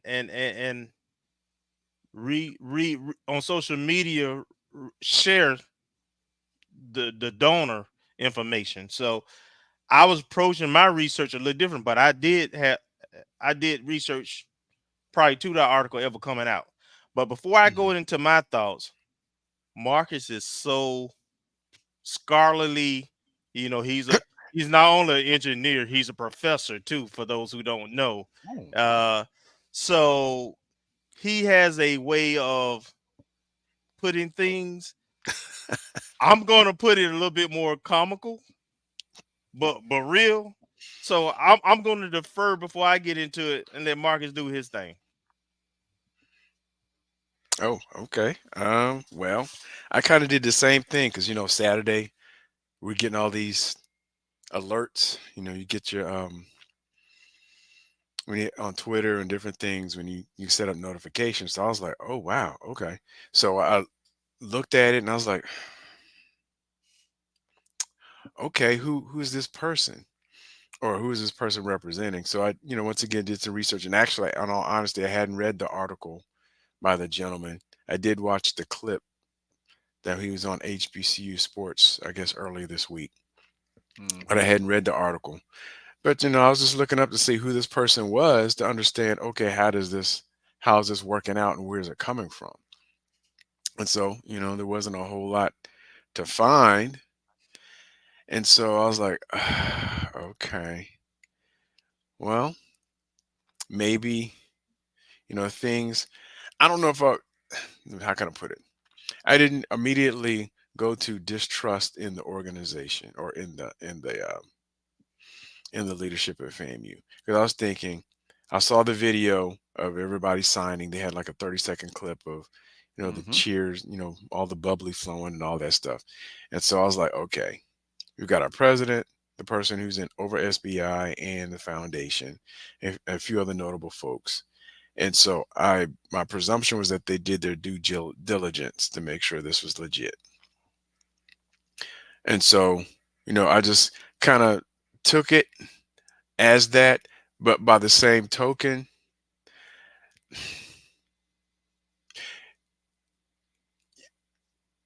it's hard not to have things creep in your mind in terms of one of the other things that popped up. Oh, this is like the 20th year anniversary of us trying to go 1A. And how that fell through. And everything that's been cascading off of that. So I was like, what is going on here? I felt a little like For my own personal, I'm assuming they did their due diligence, but it would have been nice to have had something that would have allayed those concerns. And I know they signed a non-disclosure agreement, NDA, so that was already mentioned. And then the letter came out, I guess, Sunday or Monday about all the social media uh, Scooby-Doos that are and Shaggies and everybody out there doing their digging and finding all kinds of different things. So right now I'm at a point in terms of the believability, hey, it's out of my hands, nothing I could do about it. And depending on how everything shakes out, from and I think I mentioned this earlier today when we talked. I mean, from the standpoint of finances, I mean, could be a potentially a win-win, and I know that might not be, the most one way to look at it, but look at it as win-win. That if it's true and everything comes to fruition and everything, the stocks are legitimate and they've gone through the rigors and whatever bureaucracies and agencies they have to review it, then FAMU's really set up really well. If something happens, if there's a snag, do we lose any money? No. We're not, as far as I know, we don't know what's in the agreement, but as far as I know, there shouldn't be any transaction on our end. Right. And then, but from a PR standpoint, if it turns out to be negative, the PR is, really, really, looks really, really bad, reflects bad. So from that standpoint, from a PR standpoint, it doesn't bode well for that. But from a financial standpoint, I would assume and hope that there's no commitment on our part we would actually lose money or have anything that would have any kind of fallout from it. All right, come on back with it, Kelvin. Say hello to the bad guy. That's gonna be you. You're not gonna see a bad guy this good in a long time. Scarface, man. I love it. Love that scene. So let me say, this is out of love. This is my opinion. I ain't scared of none of you Negroes. Let's get it out the way right now. I said what I said. And I'm going to respond to a comment before I give my opinion. Folks talk about people being meticulous and scientists and deliberate. All I know is we're gonna have about 4 or 5 CFOs. We're gonna have about 7 ADs. We're gonna have about 3 or 4 provosts. Blase. I mean, I don't know how meticulous somebody is. I would question that. I would challenge that, as a matter of fact, in terms of our leadership. We talk about our leadership all the time when it comes to athletics. So all right. Now, with that premise out the way, I was telling you that I did research for a different reason. I was so excited about the possibilities because we've been talking about P3, athletic, endowed scholarships, with $100 million. Man, there's some things we can do. Folks talking about spending the money. I'm talking about investing the money because with that kind of money, man, we can be set up we can set up our athletic department for life, right? Sure. Yeah. Stanford University has 39 sports. I think they got the most sports out of every university. NCAA sponsored sports, and all their scholarships as well as their head coaches are endowed. So any money they generate out of the athletic department goes to what pretty much what they wanted to go to, because most of their expenses, outside of course travel and operating stuff like that, but in terms of a big bucket of your budget, which is your salaries and your scholarships, it's taken care of. So if we got that kind of money, and that's why I'm not going to go in too hard, because I'm still hopeful and want this everything to pan out and be what it is. So I'm not gonna be too vicious right now, but I did my research. I started doing my research because I was excited and I was like, hey man, I want to if this brother site is something I can buy and support and I can encourage other people to buy and support, let's do that and let's put this face out here because this is transformational, man. Ain't nobody giving HBCUs this kind of money. It's a lot of big, it's enough being African American billionaires that could have done something like this that ain't even thought to do this. So I'm thinking this is really big. This is significant. It's transformational. We got a lot of positive things specific with athletics, but things around the university. We got dorms going. I mean, so I'm excited. So that's why I was doing my research, not because I questioned anything or I thought people didn't vet. It had nothing to do with that. Now what I would tell you is, after I started doing my research, my opinion changed. Absolutely. I'm one, I like the idea of building relationships and encouragement for my community. I want it to be the best version of itself. But with that comes expectation, right?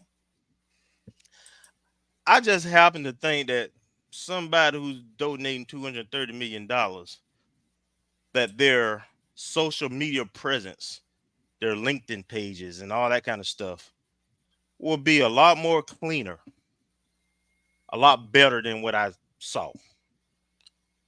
I would think that their website, their company website, would be a lot more functional, have a lot less grammatical errors, wouldn't have links with password protections.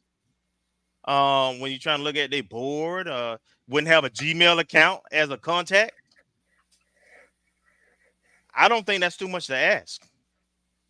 If I'm going to, as a university, accept this and put this person in front and put this out here, at the very least, there's two things I thought should have happened prior to us knowing about this. Ask them to clean all that crap up. That's so fair. that it's not questioned. If I'm doing my research and it didn't take me no time to look this stuff up and see all this that caused red flags for me, then I would expect for them, before they launch this thing, to have them to clean all that up. And then something we found out just recently, I would have thought that all the board, at the very least, would have been aware of such a monumental thing, right? And so that causes great concern for me, frankly. Along with, there's a profile of people who multi-hundred millionaires and billionaires, right? Generally, most of them went to college. Usually they're associated with certain things. When you see them when things are negotiated and so forth, you see them at the signing, but usually they have attorneys around them or financial advisors who really laying out the contracts and doing the leg work. Not saying that didn't happen, but there's no evidence of that happening. You see him and you see our team, but you don't see his team. You try to look up his board, nothing. You look at companies who do what his company does. And, they got tax ID numbers and they got how much they worth. They got the board is accessible. I said, well, maybe I don't know. This is so out of the box. This don't happen at HBCUs. So let me just go see the closest thing that I can think of that's close to this. So I went and looked at Spelman, who received $100 million gift. Another HBCU. Yes. Now that gift came from somebody who had been on their board since like 1997. And they had a trust also, but they're a long time philanthropists and you go to their websites, all I'm dinging this particular situation is, of course, is not there. So I had an expectation of how things should look. And I'll just, hey, it is what it is.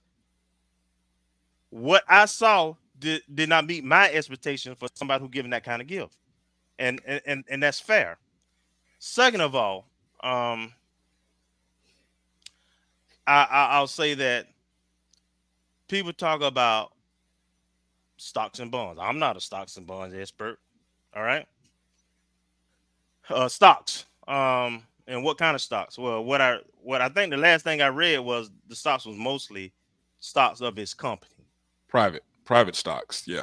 Yeah. And so what the real value, who evaluated that stock, and then we got to sell it at the right time. This is the way it was explained to me. We got to sell it at the right time in order to realize the maximum potential of those stocks, and et cetera, et cetera. So it's just, because of the NDA, because of other things, I can understand why people question it. Mm-hmm. What I do not like, and this is where some of Rattler Nation gonna get mad with me, but the hell, it is what it is. What I do not like is attacking people because they question something with legitimate questions. I had no issues with the article you mentioned, Bryan. I had no issues with what Scotty put out there, because they went to the websites, they put out what he put out. They're not making it up. So nobody is beyond questioning or reproach. And that's my only issue with this group assimilation mentality that we have sometimes. Just because we ain't on the bandwagon drinking Kool-Aid, slapping each other on the back, we hate us. Not everybody hate us. There's some red flags, and people rightfully brought out some of those red flags. And I'm going to leave it there for now. Mm-hmm. Okay. And to your point, Kelvin, let me see. Go ahead. Can I address a couple things here while you put that? I want to address a couple things there because it's a great lead into where I was going to go. And so my issue is not with Jarrell Blakely himself, because he's a young man who has done very positive things with his time on this earth and what he has done. He's been involved in a lot of things, a lot of positive things. Okay. But my problem is the public reaction to his article, which, again, I talked to you about those keywords, those buzzwords that he talked about being a scam, as if somehow what Mr. Blakely has written is whoever you might consider your most articulate, well-respected journalist, as if it came from him or her. Well, Mr. Blakely he's much like us. He does a lot of things in his but he's also a content creator with an opinion. And so he has an opinion, and he put out a blog. Right? And a lot of the things that he is, right? And I'm reading right off his website: leadership, government relations, organizational development, urban policy, equity, human and civil rights. Didn't say anything about investigative journalist. So all of a sudden, now because he has used that buzzword scam, all of a sudden it lights up when everyone now wants to use that as the key word to this. Not the things that you just talked about, Kelvin, about questioning. And then I'm going to come to that in a second. But what is really a scam? What has anyone really asked yourself? What is the scam that you think Jerami is perpetrating here? How does he benefit from giving FAMU $237 million in stock? How does FAMU lose if the stocks never reach the full sale potential? Because in order for a scam to actually exist, to my knowledge, and I went and looked up what a scam is. A scam, tricking someone into giving you money or giving you some advantage in a dishonest and often illegal way. So I come back. What is the scam that y'all think Jerami is perpetrating? So my thoughts are, why do we have so much mistrust?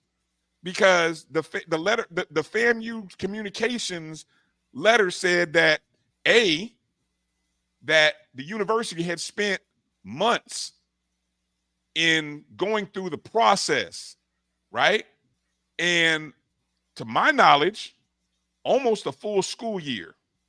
You do the math on the number of months in a full school year. This didn't just happen overnight. This happened over an entire 2 semesters. They even said in the communications that the stock had been sitting in a bank for a month. So that also leads me to say, well, they put it in there to say, okay, let's make sure it checks out. Let's make sure I don't know, I guess people think it's going to magically disappear, like somehow it's going to go into the bank account and then magically get transferred out. No, it stayed there. It's still there according to what we've been told. So I keep going back to, why do we have mistrust in President Larry Robinson, Friday Stroud? Why do we have that? And yes, I know about, we haven't had there have been a lot of changes, a lot of great points you brought up, a lot of changes. But okay, so our biggest concern, many people's biggest concern, is the word you just brought up, Kelvin, perception. The expectation of how things should look. Well, where does that expectation and perception come from? Is it because we have an perception of Black celebrities who give money? Is it what we think Black wealth should look like? It should be dressed to the nines. It should have on nice, expensive shoes. It should have on a nice shirt. It should have a clean haircut. That's our expectation. I get it. I understand that. But I also understand that there are a lot of people walking this earth with a lot of money that don't project to be a billionaire or even a millionaire. You could be standing in the grocery store at Aldi's. No shade on Aldi's. I've never been there, but I don't know why I said Aldi's. I'm sorry. Anybody who shops at Aldi's, I'm sorry. Whatever grocery store, you can be standing next to a millionaire. You wouldn't know it. So where does Kelvin, you're on mute. Where does that come from? Let me jump in, please. Okay, please. I can't stand emotional arguments. It ain't about how the man dressed, whether his hair was cut. I didn't bring any of that stuff up, right? No, you said it was your expectation of how he was supposed to look. No, it didn't. It had nothing to do with look. You did say that. You said that. I didn't say look. I said his websites, his company info, his social media presence. I laid out exactly what I meant. I'm sorry, that was somebody else. I went further though. That was Blakely who said that about his look. I'm sorry. Okay, my apologies. I went further. I said, well, maybe I'm wrong. Maybe that's not how companies and you typically do it. So social media. Only a quarter of the country. Hold on. Go ahead. I went back and I looked at 3 other companies in this business who considered his peers. Everything that I talked about that I didn't see in him, they all had. So it's not about what I think. It's about what I see. All the other companies who got, and it also told you how much their companies were worth. You can find that information fairly easy from reputable websites. So all those things, I can't ignore that, man. I'm not going to act dumb. I'm educated. I can read and I can comprehend some things. And that's where I'm at. I don't care about people's titles. I do care about what they do while they have those titles. And I think people get all in this emotional thing. People, haters and all. Man, that's emotional for me. Stick to the facts. Yeah. That's what I'm trying to do. I'm trying to stick to the facts.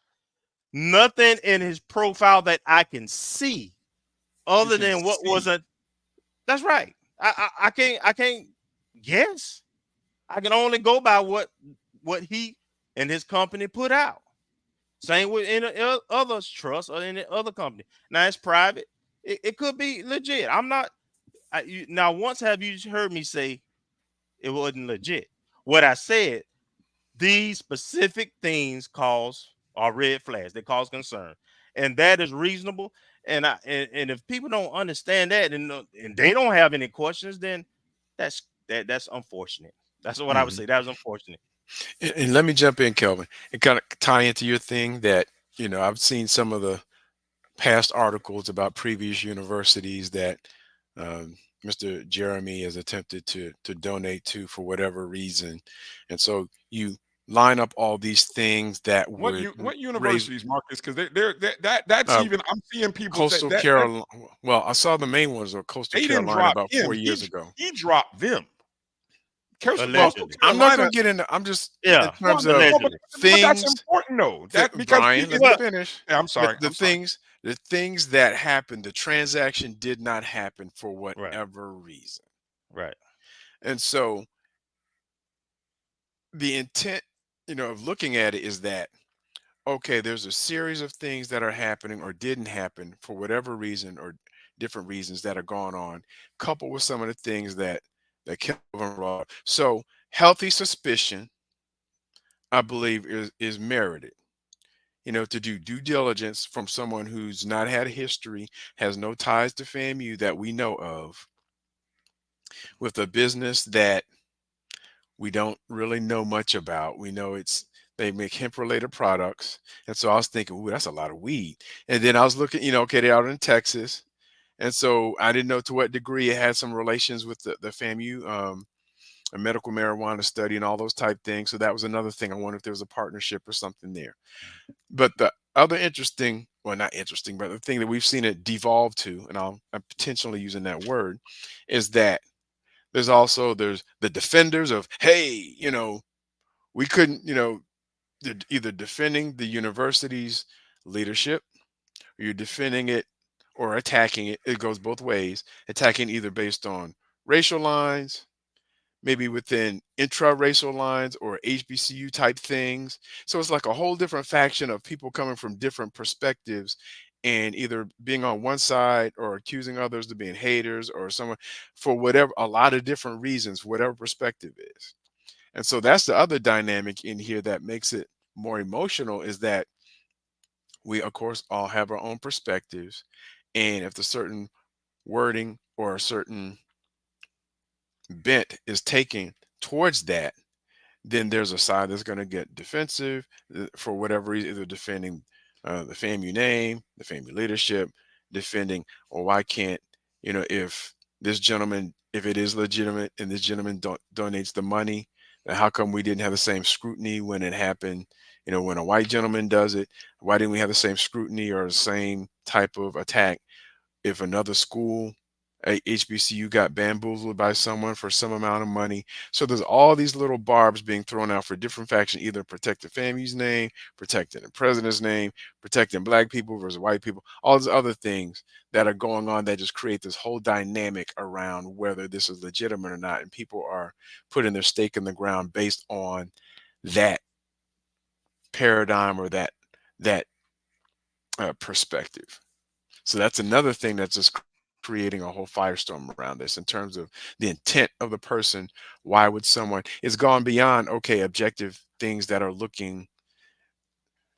don't look as though it's supporting someone who's giving $250 million to a university that he's never attended. It's gone to what's the motive behind someone questioning it, whether it's, oh, that person's a Howard grad, or that person's this, or we don't question it because the white person gets so. And you've seen it the last 4 days, we've seen just about every angle and attack, and there's probably a few more that we haven't seen yet in terms of either to support defending or support attacking or questioning. Marcus, this started with an attack on our university and our leadership.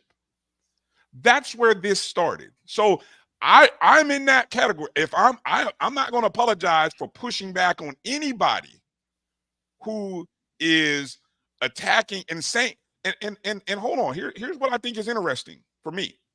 Not saying any of the points that you guys have brought up are not valid, right? But I will say, why do we believe? Because I think there's a little bit of this. Why do you believe Dr. Robinson, Dr. Friday Stroud, the general counsel, why do you believe they haven't asked these questions? Why do you believe they haven't vetted and gone through this months-long process? Is that because because the website ain't straight? Damn a website. Damn a website. I done made plenty of horrible websites. Okay. But okay. Are you a billionaire? Are you giving $237 million? If I become one, you won't know. But anyway. No. Hey, okay. But hey, don't make hey, I get out of character now. Now, I mean, just a couple other things, like you mentioned earlier about the article around the BOT vice chair calling one of the. Oh yeah, we're gonna get to that. You want to go there? The question is now ready also. To go there? I'm ready to go there. Well, I don't know. We got about I'm ready to go 11 minutes to go there. Hold on, I'm ready to go there because. But the question is like, okay. BOT, if the BOT wasn't aware of it, that's something you would think. And I know Kenny brought that point. I got the article pulled so up. Like, let me read. Let me explain. Okay, I got this pulled right up from Tallahassee Democrat. This came out this afternoon. Right, FAMU Board of Trustees called special meeting amid questions over $237 million donation. Okay, that's the article lead. Now again, this started with the Board of Trustees Vice Chair Deveron Gibbons. Okay. Now, I'm going to say this, and this is me talking. Anyone know who appointed Deveron Gibbons to the Board of Trustees at FAMU? I'll wait. The governor. Yeah, the governor. Okay. The Republican governor. Thank you. Right. Ron DeSantis. Okay, the governor. Okay. Now, it says the call comes after days of swirling skepticism and mounting questions. On Tuesday, Board of Trustees Vice Chair Deveron Gibbons urged FAMU President Larry Robinson and Harper, that's Board of Trustees Chair Kristen Harper, to convene a, quote, emergency meeting for more, quote, transparency about the sizable donation that was announced Saturday. The gift continues to draw a mix of praise, misgivings, and questions from alumni and others. Let me see. Harper says, now this is from Harper. In the interest of acting as a body with reasonable speed, diligence, and prudence, I am calling a special meeting to collectively understand the facts around the donor gift and take the necessary action to move forward. Okay. So she did ask the board to meet. Now, let me see. There was a key point in here that I thought was really interesting. According to the Board of Governors operating procedures, concerns about the $237 million FAMU donation do not fall under the category of universities holding an emergency meeting to address this matter. Harper says, upon consultation with FAMU legal counsel, an emergency meeting is warranted when there are threats to university's health, safety, or welfare, and this topic does not meet that definition. Okay, but she's scheduling it anyway. Okay, now she's doing that because I have no thought but to believe there are people in places that don't want to see FAMU be blessed and be successful. I'm saying it. That's my opinion. That's my opinion. There are people that don't want to see FAMU with this kind of donation. So they call it into question because the website doesn't look What cleaned are up they and gonna be great. able to do about it though, Brian? Really? What is true? It's already in the bank and so forth. What if they gonna do about it if it's already in the bank, right? So That's a very so important point you just made, Kelvin. Very important point. so let me just say this, Brian. And some things we just shouldn't have defended. If the board didn't know anything about this and it was announced to us at the same time and they found out the same way, that's a problem, Brian. Nowhere in corporate America could you do that. No, at no other university you could do that. You have to let. Didn't we just have a federal judge that made a ruling on a former AD at FAMU about making decisions that didn't keep in communication his actual chain of command? And that case was dismissed, and the judge pointed out it could have been any of these reasons. That just happened. So I'm just saying there are some things. It ain't about the guy. We want it to be true, and it's all there. And I'll just, to your point about the people, I didn't name personally. I try not to name people. I didn't look at it as that. I don't look at it as attacking those people's integrity and whether they vetted something or not. All I'm saying is, from what has been, what you should have anticipated some of this, right? A gift of this magnitude, shop. But this in the isn't state the of, first hey, hold gift. on, hold on, listen. In the state of Florida, has a public university and a HBCU. You didn't think politics was going to be a part of this? I mean, come on, man. What are we talking about? The reality is the reality. You need to dot all the I's, have the T's crossed. When I was coming up, I was always told by the old heads, you got to be 2 times better and work 2 times harder to get the same. You don't think that opportunity happened? You're working on the assumption that didn't happen then. No, so, I'm not. I'm just the opposite. My point of that's what I'm saying, the dangerous of optics. That's what I'm saying. The dangerous of optics. That is your thinking, all right? And that's how you perceive it. That's how your perception is. Right. I see nothing wrong with making sure, ensuring at the end of the day, this meeting happens next week. Everything's good to go. Or it may be a little less than what it's supposed to be.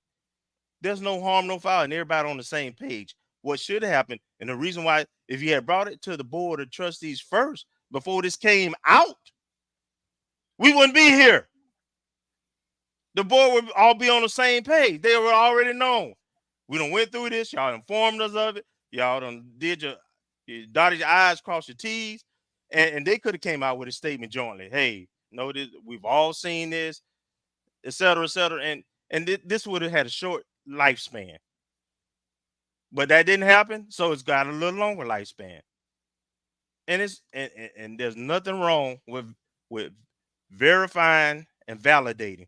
And we'll know real soon. And that's no shot at nobody unless it ain't legit. I disagree. I think it is it is that's an indirect. I mean, that's just that's how I view it. Take it how you want to take it. Okay, that's like I think, you know, this isn't the first rodeo with. Now, yes, this of this size, yes, it's the largest, but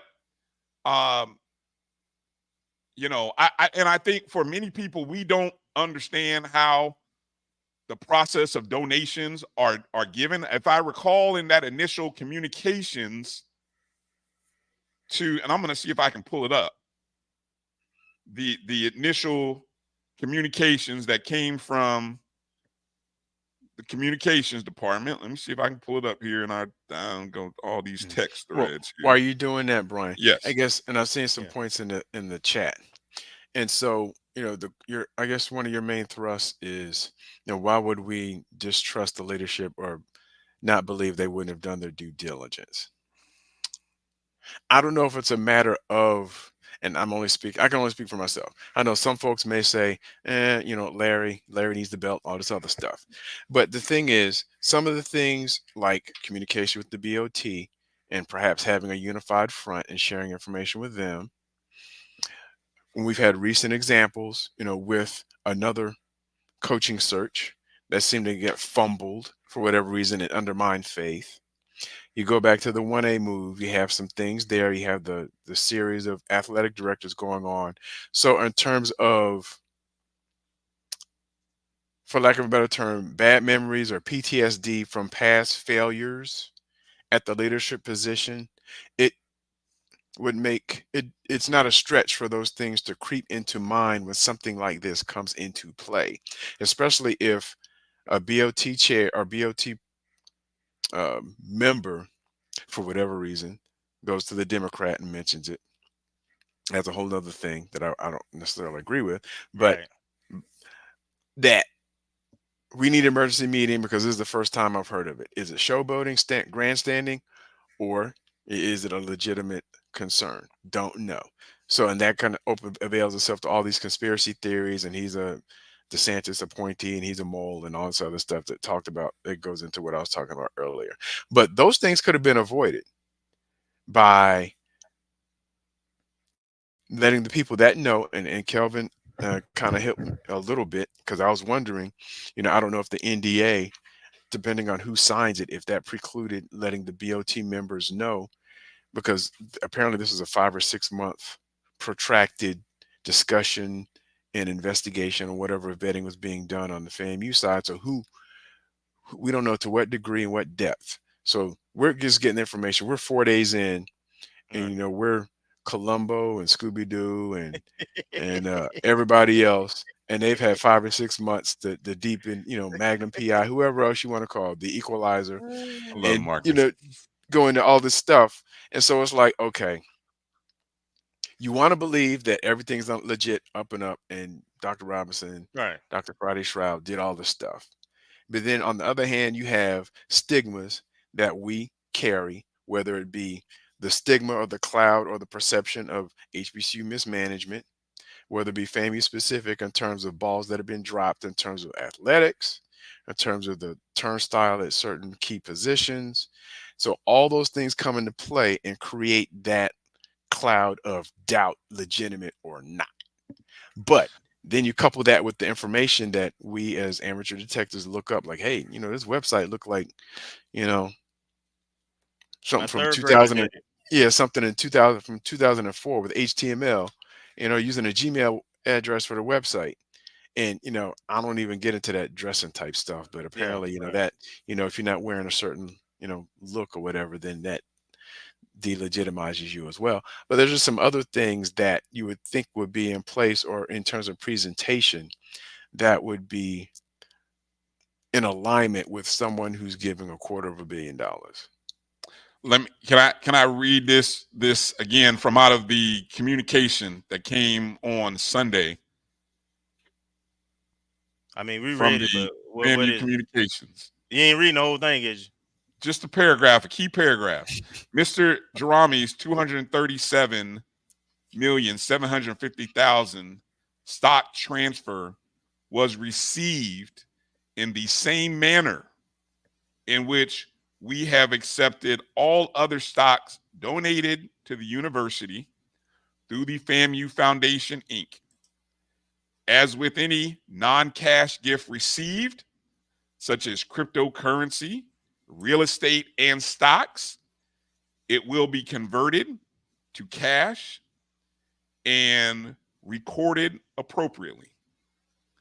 So eventually, now, I don't know the timeline, it doesn't give that, but eventually we will see in the budget what all that comes to, right? So I come back to my statement that the people doing this are not doing anything new for FAMU. Yes, the amount is larger, but the process is the same as which they have always done. And they even let it sit for a month after 8 months of going through this process. And sure, from a PR standpoint, I guess, it'd been nice to kind of ask Mr. Drami, what did, and again, we're on social media, right? A lot. People gonna scrutinize. People are going to scrutinize, and yes, they're gonna make judgments. I'm sorry, that's the way it is. But I don't think we should allow it to distract us. And from a couple of key points that I keep coming back to about how and why do people think this is a scam? FAMU is losing nothing in this. Now, the public, I'm saying avoid the public perception from outside, because the outside noise, if you listen to it long enough, it'll mess with you. And look, we understand, for some people, some people are stronger than others. Not you. Obviously, Kelvin, you're a very strong individual, not you. But a lot of people, it'll bother you, right? But look, we are FAMU, and look, we deal with 11 other fan bases, well, maybe in a few other, in some other conferences that wish they were us, want to be us, want to win championships like us, wish they had a hill as high as ours, wish the sun was as orange and the grass is as green as ours. Okay.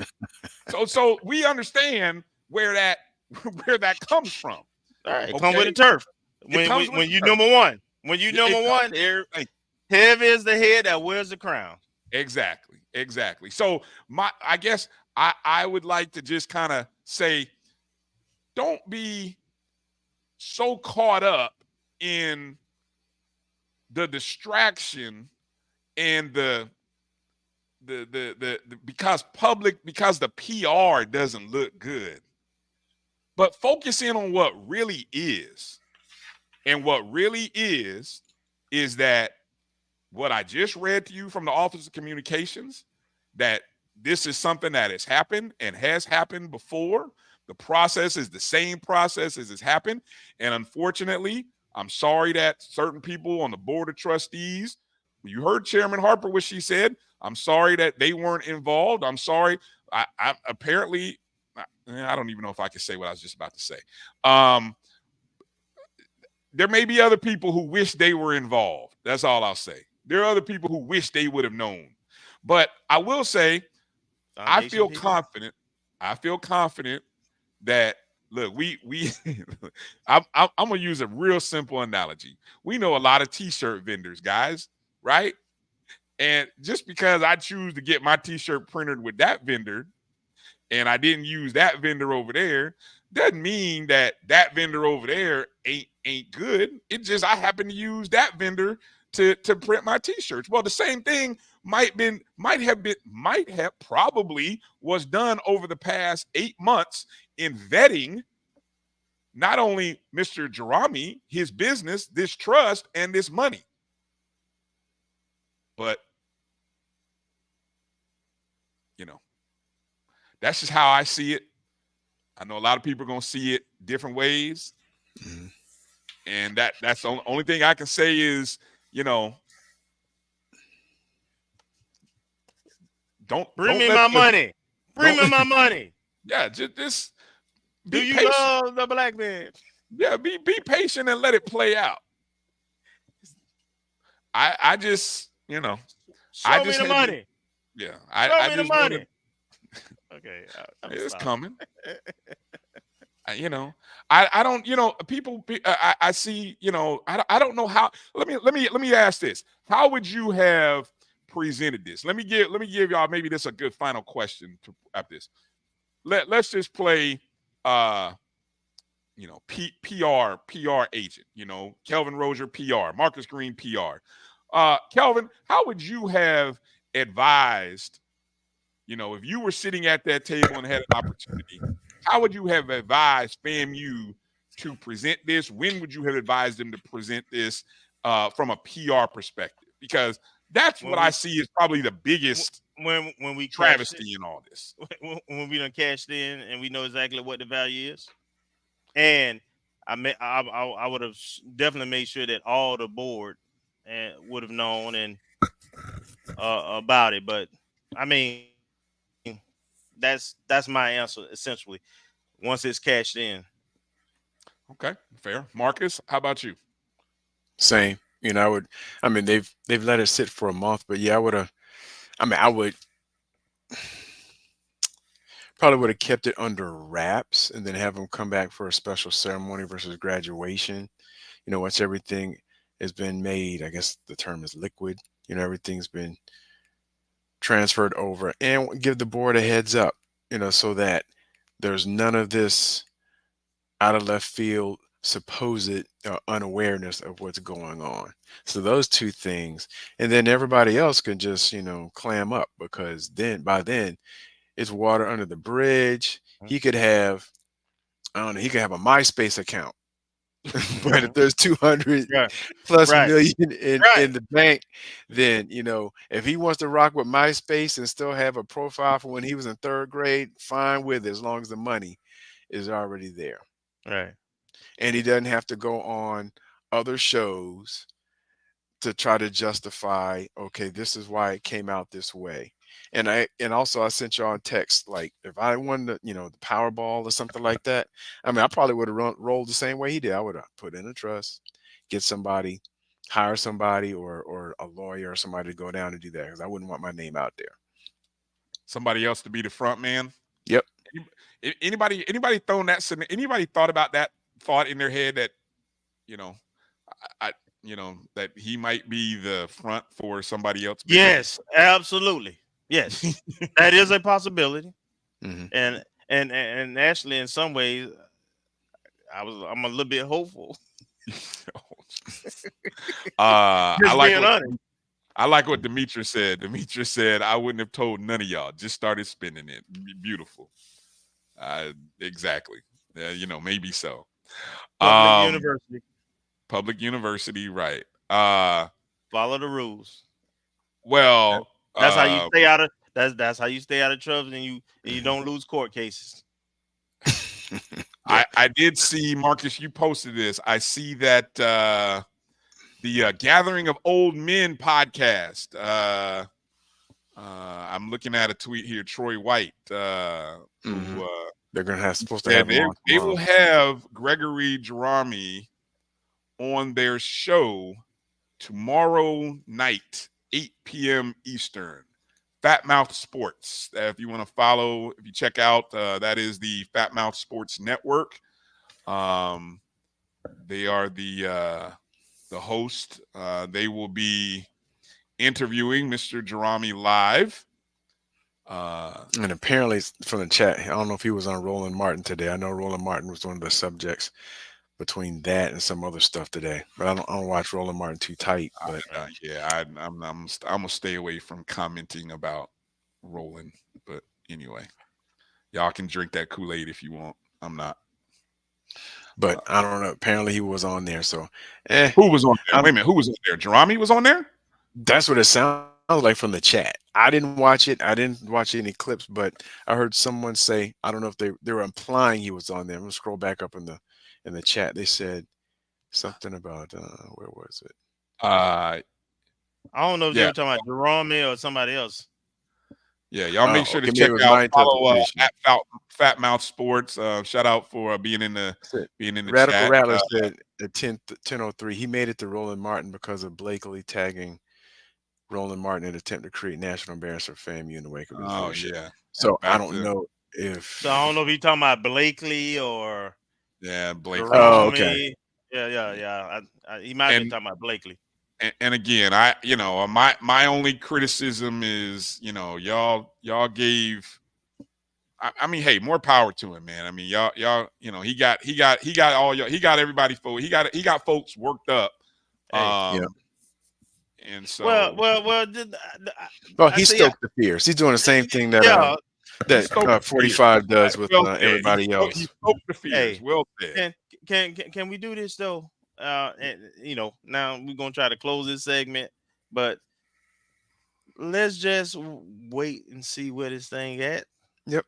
One way or the other. I mean, I'm done. It ain't about this person, that person. Let's just wait this thing out. It ain't gonna be long.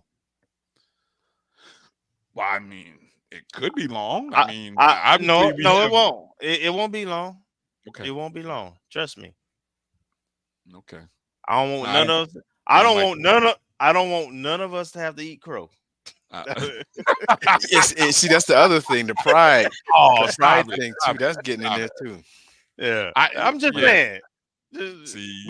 I think we've discussed this well. You know where too many dead bodies are buried. So when we're like well that, balanced. I think we've been well balanced in how we presented this. And now we can let it rest and see where we are next week. Well, I will say to Mr. Jerami, I appreciate your gift and donation to Florida A&M University. If nobody else has said it, let me say it. And to our FAMU leadership, I will say I appreciate your work in doing this. Now, let's make the key stakeholders that you guys have to work with, because that is very important, that you have to work with these people, the other members of the board of trustees, other foundation members, so on and so. You have to work with these people towards the betterment of FAMU. And so as much as can be shared with them, because obviously there is an NDA, but as much as can be shared, hopefully that will help out. He being Mr. Jerami did a interview with the Democrat, and he's now going on a podcast. I mean, do we really have an NDA? He's sure talking a lot right now. Well, I mean, look, I think at this point, I understand it. Don't get me wrong, I understand it, but I'm just saying we should because I'll tell you, it's actually good to invite him on the show, like we. Well, hey, look, I mean, I'll be reaching out. I mean, hell, there's a Gmail account. I'll go ahead and send it. I'll reach out. I'll use the Gmail account and send a note. Maybe next week or in the weeks to come, we can kind of talk about what athletics could do with this $100 million, and then go from there. Let me see. Okay.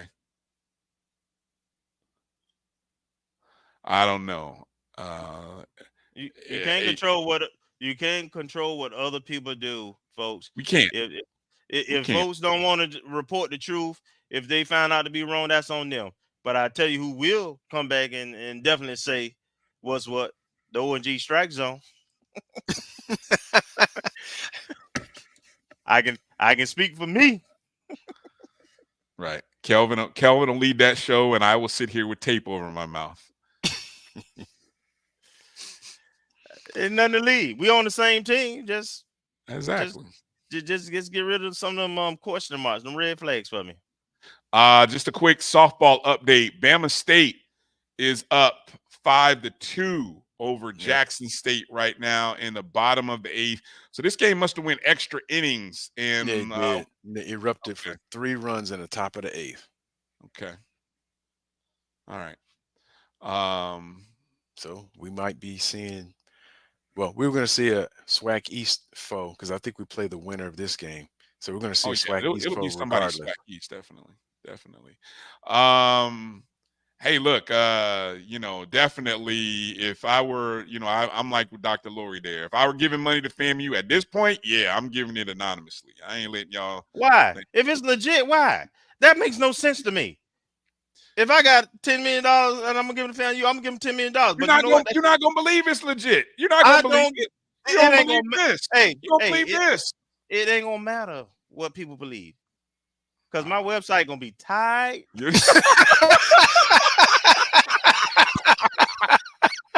And on that note, there's a walk-off shot. There you go, Kelvin. There's a walk-off shot. I love it. That's beautiful. Well said. I'm putting this this topic to bed. Man.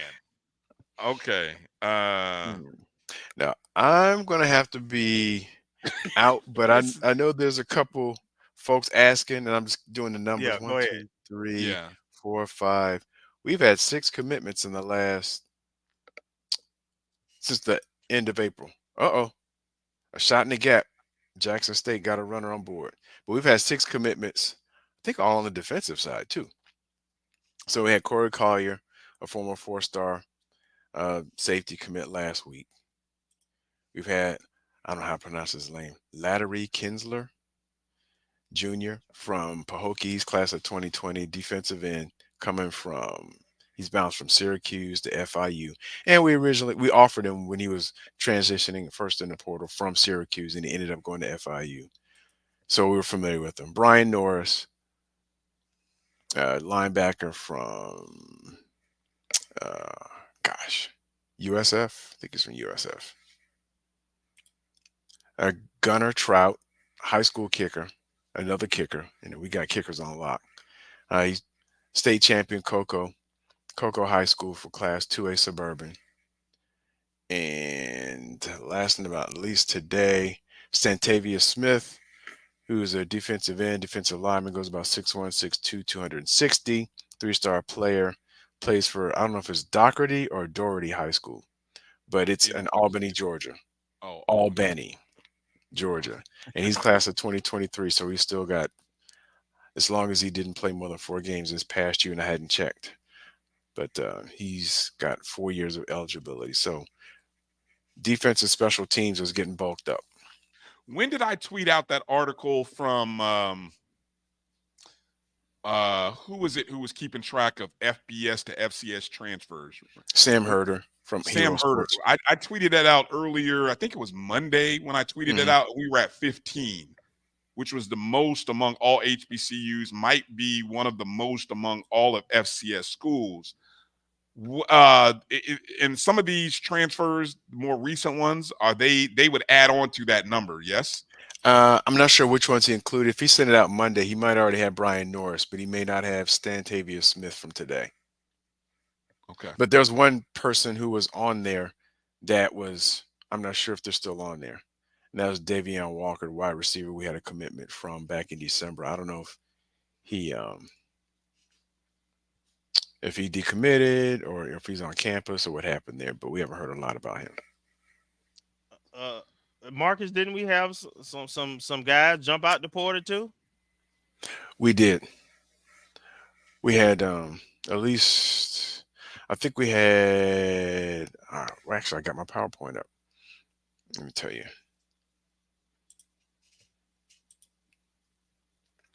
Chris Sanders. Welcome back, Chris. Alan Smith Jr., defensive end, came over from Louisville. Welcome back, Alan. Deco Wilson. Welcome back, Deco. And Alan Smith and Deco Wilson were our first year with us last year when we won the championship. Trevante Davis, he's rescinded his a while ago. Winston Fraser rescinded a while ago. Kobe Gross.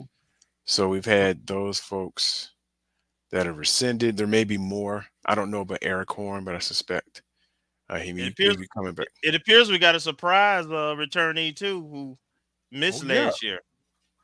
Where was he at? Running back. Yeah, DeAndre Francis. Yeah. It's a speedy back from Rickards. Quick speedy back. Yeah, exactly. Good to see. He must have been able to get back into school. I'm just kind of reading a little of the tea leaves on what some issues may have been there. But and we lost Sheriff Say, committed to UCLA. That was earlier this week, over the weekend. And wide receiver Kareem Burke from UAPB. Yep, UAPB. And there Zaire Riley from Gadsden County High School. Valdosta State. Yeah. Johnny Chaney, Will Davis said Johnny Chaney appears to be heading to Colorado, huh? He recently committed today. Committed to Colorado. Oh, he did. Okay, good for him. Congrats. So probably maybe 2 or 3 hours ago. Marching 100 Paparazzi said Eric Horn never went into portal. I don't know if you thought he had gone into the portal. Is that what you had thought? Yeah, because he said portal ? With the eyes probably about a month ago. So that's why I didn't know if it was shaky. Yeah, apparently Horn never went to the portal. All right. Oh, it looks like Jackson State's making it interesting. They got my first and second, nobody out. I heard somebody say, why did Alabama State change pitchers? Why indeed? Why indeed? Yeah, All I'm right. concerned about that for us. Now I got to get ready to be out, but I'm concerned we've put 14 in. Uh-oh. Is that a fair ball? Oh, it's a foul ball. Looked like there was something over the base that would have made it real interesting. Yeah, I'm concerned about our freshman of the year and pitcher of the year. I mean, what she did 7, 8 innings last night. So a tight game. Baseball and softball in terms of arms, two different things, I'm assuming, right? Well, regardless, she's, I mean, I guess from softball standpoint that they're accustomed to like working a lot of innings, but I'm thinking like 14 innings, 12 innings over the first 2 games. I don't know who we're rolling out tomorrow at 3:30, and hopefully, it'd be a 4-game trip for us, and I have to go in the losers bracket and play extra games. But it's like it'd be interesting to see if Coach goes with Zoriana again tomorrow in that softball in that game, and maybe I got like I said, I didn't know about the strategy initially. I thought maybe she started Samantha, and then after giving up a run in the first inning, maybe she was like, all right, let me go to Samantha. Jackson State just hit a 3-run home run to tie the game. Are you serious? Yeah. And actually, it was just already 1 out. They just hit up because the person ahead of the 3-run home run, the bases were still, first and second. And that play. Is it a walk-off, though? Edwin says it's no. It's tied up at 5. It's tied up at 5. Yeah. Oh, my God. No, but what happened was the batter before hit to third and then got a force out at third. And they still had second and third because they didn't finish off first and second. No double play. She just got the force out at third because they have first and second. So the number of people on base didn't change, but it was with 1 out. And now the next batter just stroked it over the left field fence to tie the game in the bottom of the 8th. All right, and with that, appreciate you, Marcus. I got the slides for the updates for both the transfers and the recruits, so we can look at those at your leisure. I still need to update. I think we got at least 1 more recruit. I tried to update from last week. We got a punter. We got a punter too from Coco. Yeah, I already mentioned that. Okay. Gunner Trout. Yeah. All right. Well, hopefully Jackson State and Bama State will tire themselves out and be a little. Whoever wins will be a little real tired tomorrow. Yeah, I would like to see. I would like to see if Samantha could go tomorrow and maybe give Zoriana a little bit of a rest. Remember what Coach talked about it now. Coach, she said, I don't want to give away too much, but she pretty much implied she was gonna ride that horse. If you got the best pitcher in the conference, I mean, you keep going because she hadn't given up a run yet. I see no reason. Coach know what she's doing. Keep doing what you're doing, Coach. Mm. Yeah, we're gonna check her website. I'm gonna question her integrity or anything. So,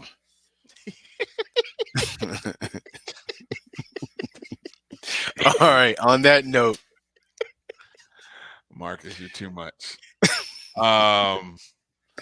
Just looking forward to a championship game on Friday or Saturday. What'd you say? Just looking forward to a championship game, and if we have to use some of that $100 million for some championship rings for the ladies, then so be it. That would definitely help us out. Mm-hmm. Right. We want to see this game go extra innings. Now, apparently, when they get to the 10th inning, they move the runner to second. They I guess those are international rules, or so. Yeah, let them keep. I saw someone Erie said let them keep playing all night because that's going to wear on somebody having to play at 3:00 in the afternoon tomorrow in the heat. So advantage us. Good to be the 1 seed, right? Good to be the 1 and keep winning. Yes. All right, Marcus. Marcus, we appreciate all your perspectives and comments and thoughts. Thank you. Good job. Thank you. Thank you for the And platform. we'll talk soon offline. Most certainly. Y'all have a good rest of the evening. Hold it down. If We y'all won't need be to, if y'all need to separate. It ain't gonna be long. Yeah. All right. All right then. All right. Later. Later. All right. Good stuff. Okay. We didn't mention baseball. Baseball. Yeah. Lost 2 out of 3 to Bethune. Bethune continues to be is now the only series, again, the only series that FAMU has not won in SWAC play is to Bethune. And it was the same way. It was the same way last year. If you remember. It was. What I would tell you, I went to 2 out of the 3 games. I went to the Friday game and I went to the Sunday game. We won game 1, right? That was Granger was Caleb Granger on the mound in game 1. Yeah. After we won game 1, I would say that this particular weekend was played more to get ready for postseason play. Why do I say that? Yeah, there were players. There were players that didn't play. Right? You know, Greco didn't play. Ty Jackson didn't play Sunday or Saturday, if I remember correctly. Our starting catcher didn't play Sunday. Coach kind of used, particularly Sunday's game, but kind of used this to rest some guys. There's a relief pitcher he hadn't used in about 3 weeks now. He kind of used this to get the guys prepared for tournament play. Now, I anticipate everybody will play against Alabama State so we can secure our spot in the tournament, and then we end up with Valley, and I believe he's going to freely and liberally play other players for that Valley series. But I anticipate everybody will play this weekend. And all we really need is 2 out of 3. So, you know, I'm encouraged. I'm not worried at all. We still had opportunities to win, even though we didn't play 3 of our main hitters. So, you know, pitching was solid, you know, typical. And you know, so we right where we want to be. We're still in first place with weekend series that we play against up in at Alabama State in Montgomery, and this is kind of what tell us where we're gonna finish. Yeah, we have a 1-game lead over Bethune, and you just mentioned the Alabama State series.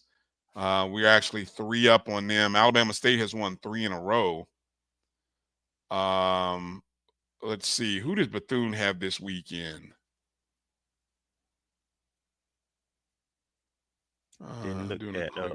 Quick, I'm looking now. Oh, they go to Jackson State. Okay. So they just lost to Stetson on Monday. No, yesterday. They lost to Stetson 8-7. And yeah, now they go to Jackson State. So I feel like we were just in this going with this just this kind of 4-team thing. Was it last weekend? Not I mean, obviously the weekend before when we were playing Jackson State and Bethune and Alabama State were playing each other. Yeah. Yes. Yeah, thank you, Edwin. I appreciate you pointing that out. But I took the over in this game, Edwin, just to insulate myself from feeling really bad. That's all I'll say. Yeah. Anyway. So over on the west side, oh my goodness. Jackson State just won it. Okay, good. The way it should be. Wow, what a comeback. Down 5-2 in the bottom of the 8th, scoring 4 runs. Boy, you're right. So whoever said that, they shouldn't have changed pitchers. Boy. That's tough. I do not like those uniforms. I'm sorry, Jackson State. Those uniforms y'all got softball, yeah, ugly. What color they have on this today? It's white with like some kind of. They look like they're from the 70s. Some kind of blue. I don't know. I'm sorry. I'm not a big fan. We still think we got the best uniforms in softball. Congratulations, Jackson State. We'll see you tomorrow. 3:30. Hope you guys get some rest. Get some sleep. Don't get no rest. Stay up. Y'all done won the tournament. Celebrate.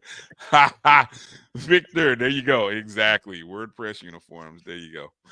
All right. I don't even know what else is on the script, Kelvin, to be honest. I'm tired. I'm fatigued. Anything I missed? No, I don't. We had some men basketball news, but with commits, but we'll say that for next week. You think we wear the all black? I don't think we wear the all black tomorrow. Maybe. I don't know. It don't matter. We had the all whites. Game 1 oranges today. We might go solid color, either blacks or the greens. We might go all green tomorrow. I'm willing to bet we go green. If I had to bet, Coach said they loved all blacks. All blacks probably is a good guess if he ain't wore it already. I think they saving that one for a special game. Just my thought. Maybe. I mean, obviously you gotta win tomorrow to get there. But I think they go green pinstripes tomorrow and then pull out the blacks for the championship game. If you get the championship game without a loss, it don't matter what you wear. No, it doesn't. No, it doesn't. I'm seeing a lot of people guessing green pinstripes. All right. Green pinstripes tomorrow, ladies and gentlemen. That's what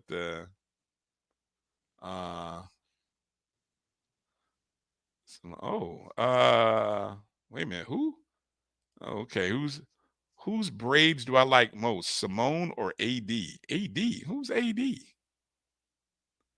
AD. Edwin, who are you talking about? Oh, he talking about our AD. Did she get her hair changed? I remember somebody. Edwin, stop it. Yeah, stop he messed it. Edwin, so messy. So messy. So messy. I do like Tiffany's braids though. I do. And then yes, I see Simone and I'm fascinated by braids. I don't know. I'm turned on somehow. I'm very, very I love them. It's a good look. But you're messy, Edwin. Forget you, man. That's all right. With that said, we appreciate your tuning in, watching, supporting the show. Thanks again to Coach Ellenwood, Garfield Ellenwood, for joining us, giving us some recap, great update on track and field. Congratulations again to all of our rattlers. Our student athletes are doing some amazing things. Great things. And again, thank you to everybody in the chat. Thank you to everybody who's tuned in. We hope we gave you a perspective from some individuals who really love FAMU. And that's all we can do. Yeah. We'll see what the next week provides. Who knows? There's always something new happening. I am ready to go on a spending spree. I'm ready to do a spending spree show. Maybe that's next week's show. Hopefully, yeah. What do we do with $100 million? There you go. There's the topic for next week's show. Hopefully. Again, I'll be tuned into the Gathering of Old Men podcast tomorrow at Fat Mouth Sports. Gregory Jerami scheduled to be on the show live 8 p.m. Eastern tomorrow. Go check them out. Should be a good one. Thank you to everybody who watched us. Please make sure to hit the thumbs up and the like button on the way out the door.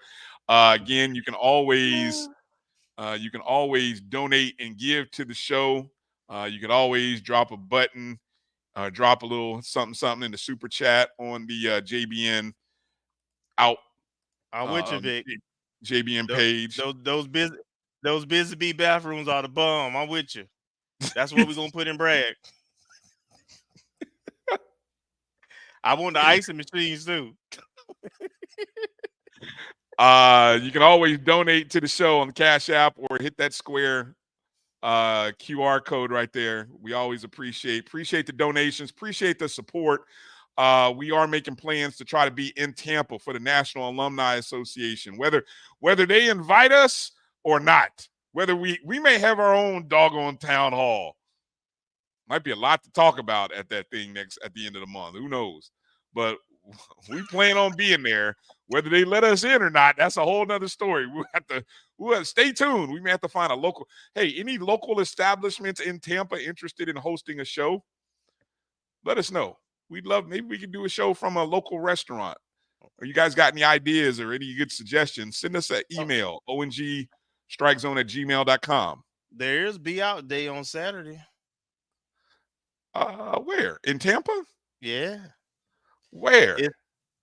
At a park. I've seen the information. We got some good friends who involved with that. We'll talk with them. Yeah.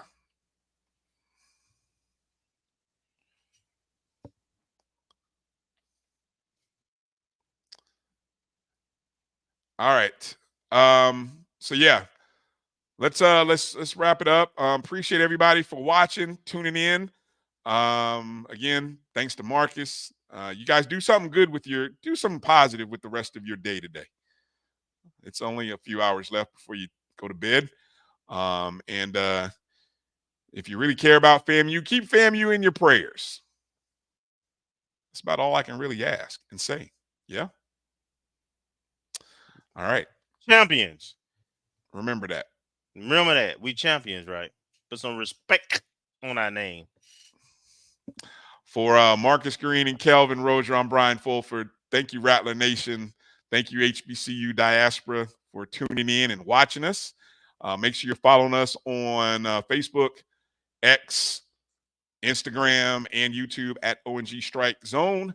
And go look for the BCSN Pod Zone, the podcast of this show and all of the shows on the Black College Sports Network are on the BCSN Pod Zone, everywhere you listen and download and watch, rate, review, podcast, Spotify, Amazon Music, iHeartRadio, Google, Apple Podcast, and more. That's BCSN Pod Zone. Good night, Rattler Nation. Fangs up. Strike hard, strike often, and strike with some venom in your words. Peace out.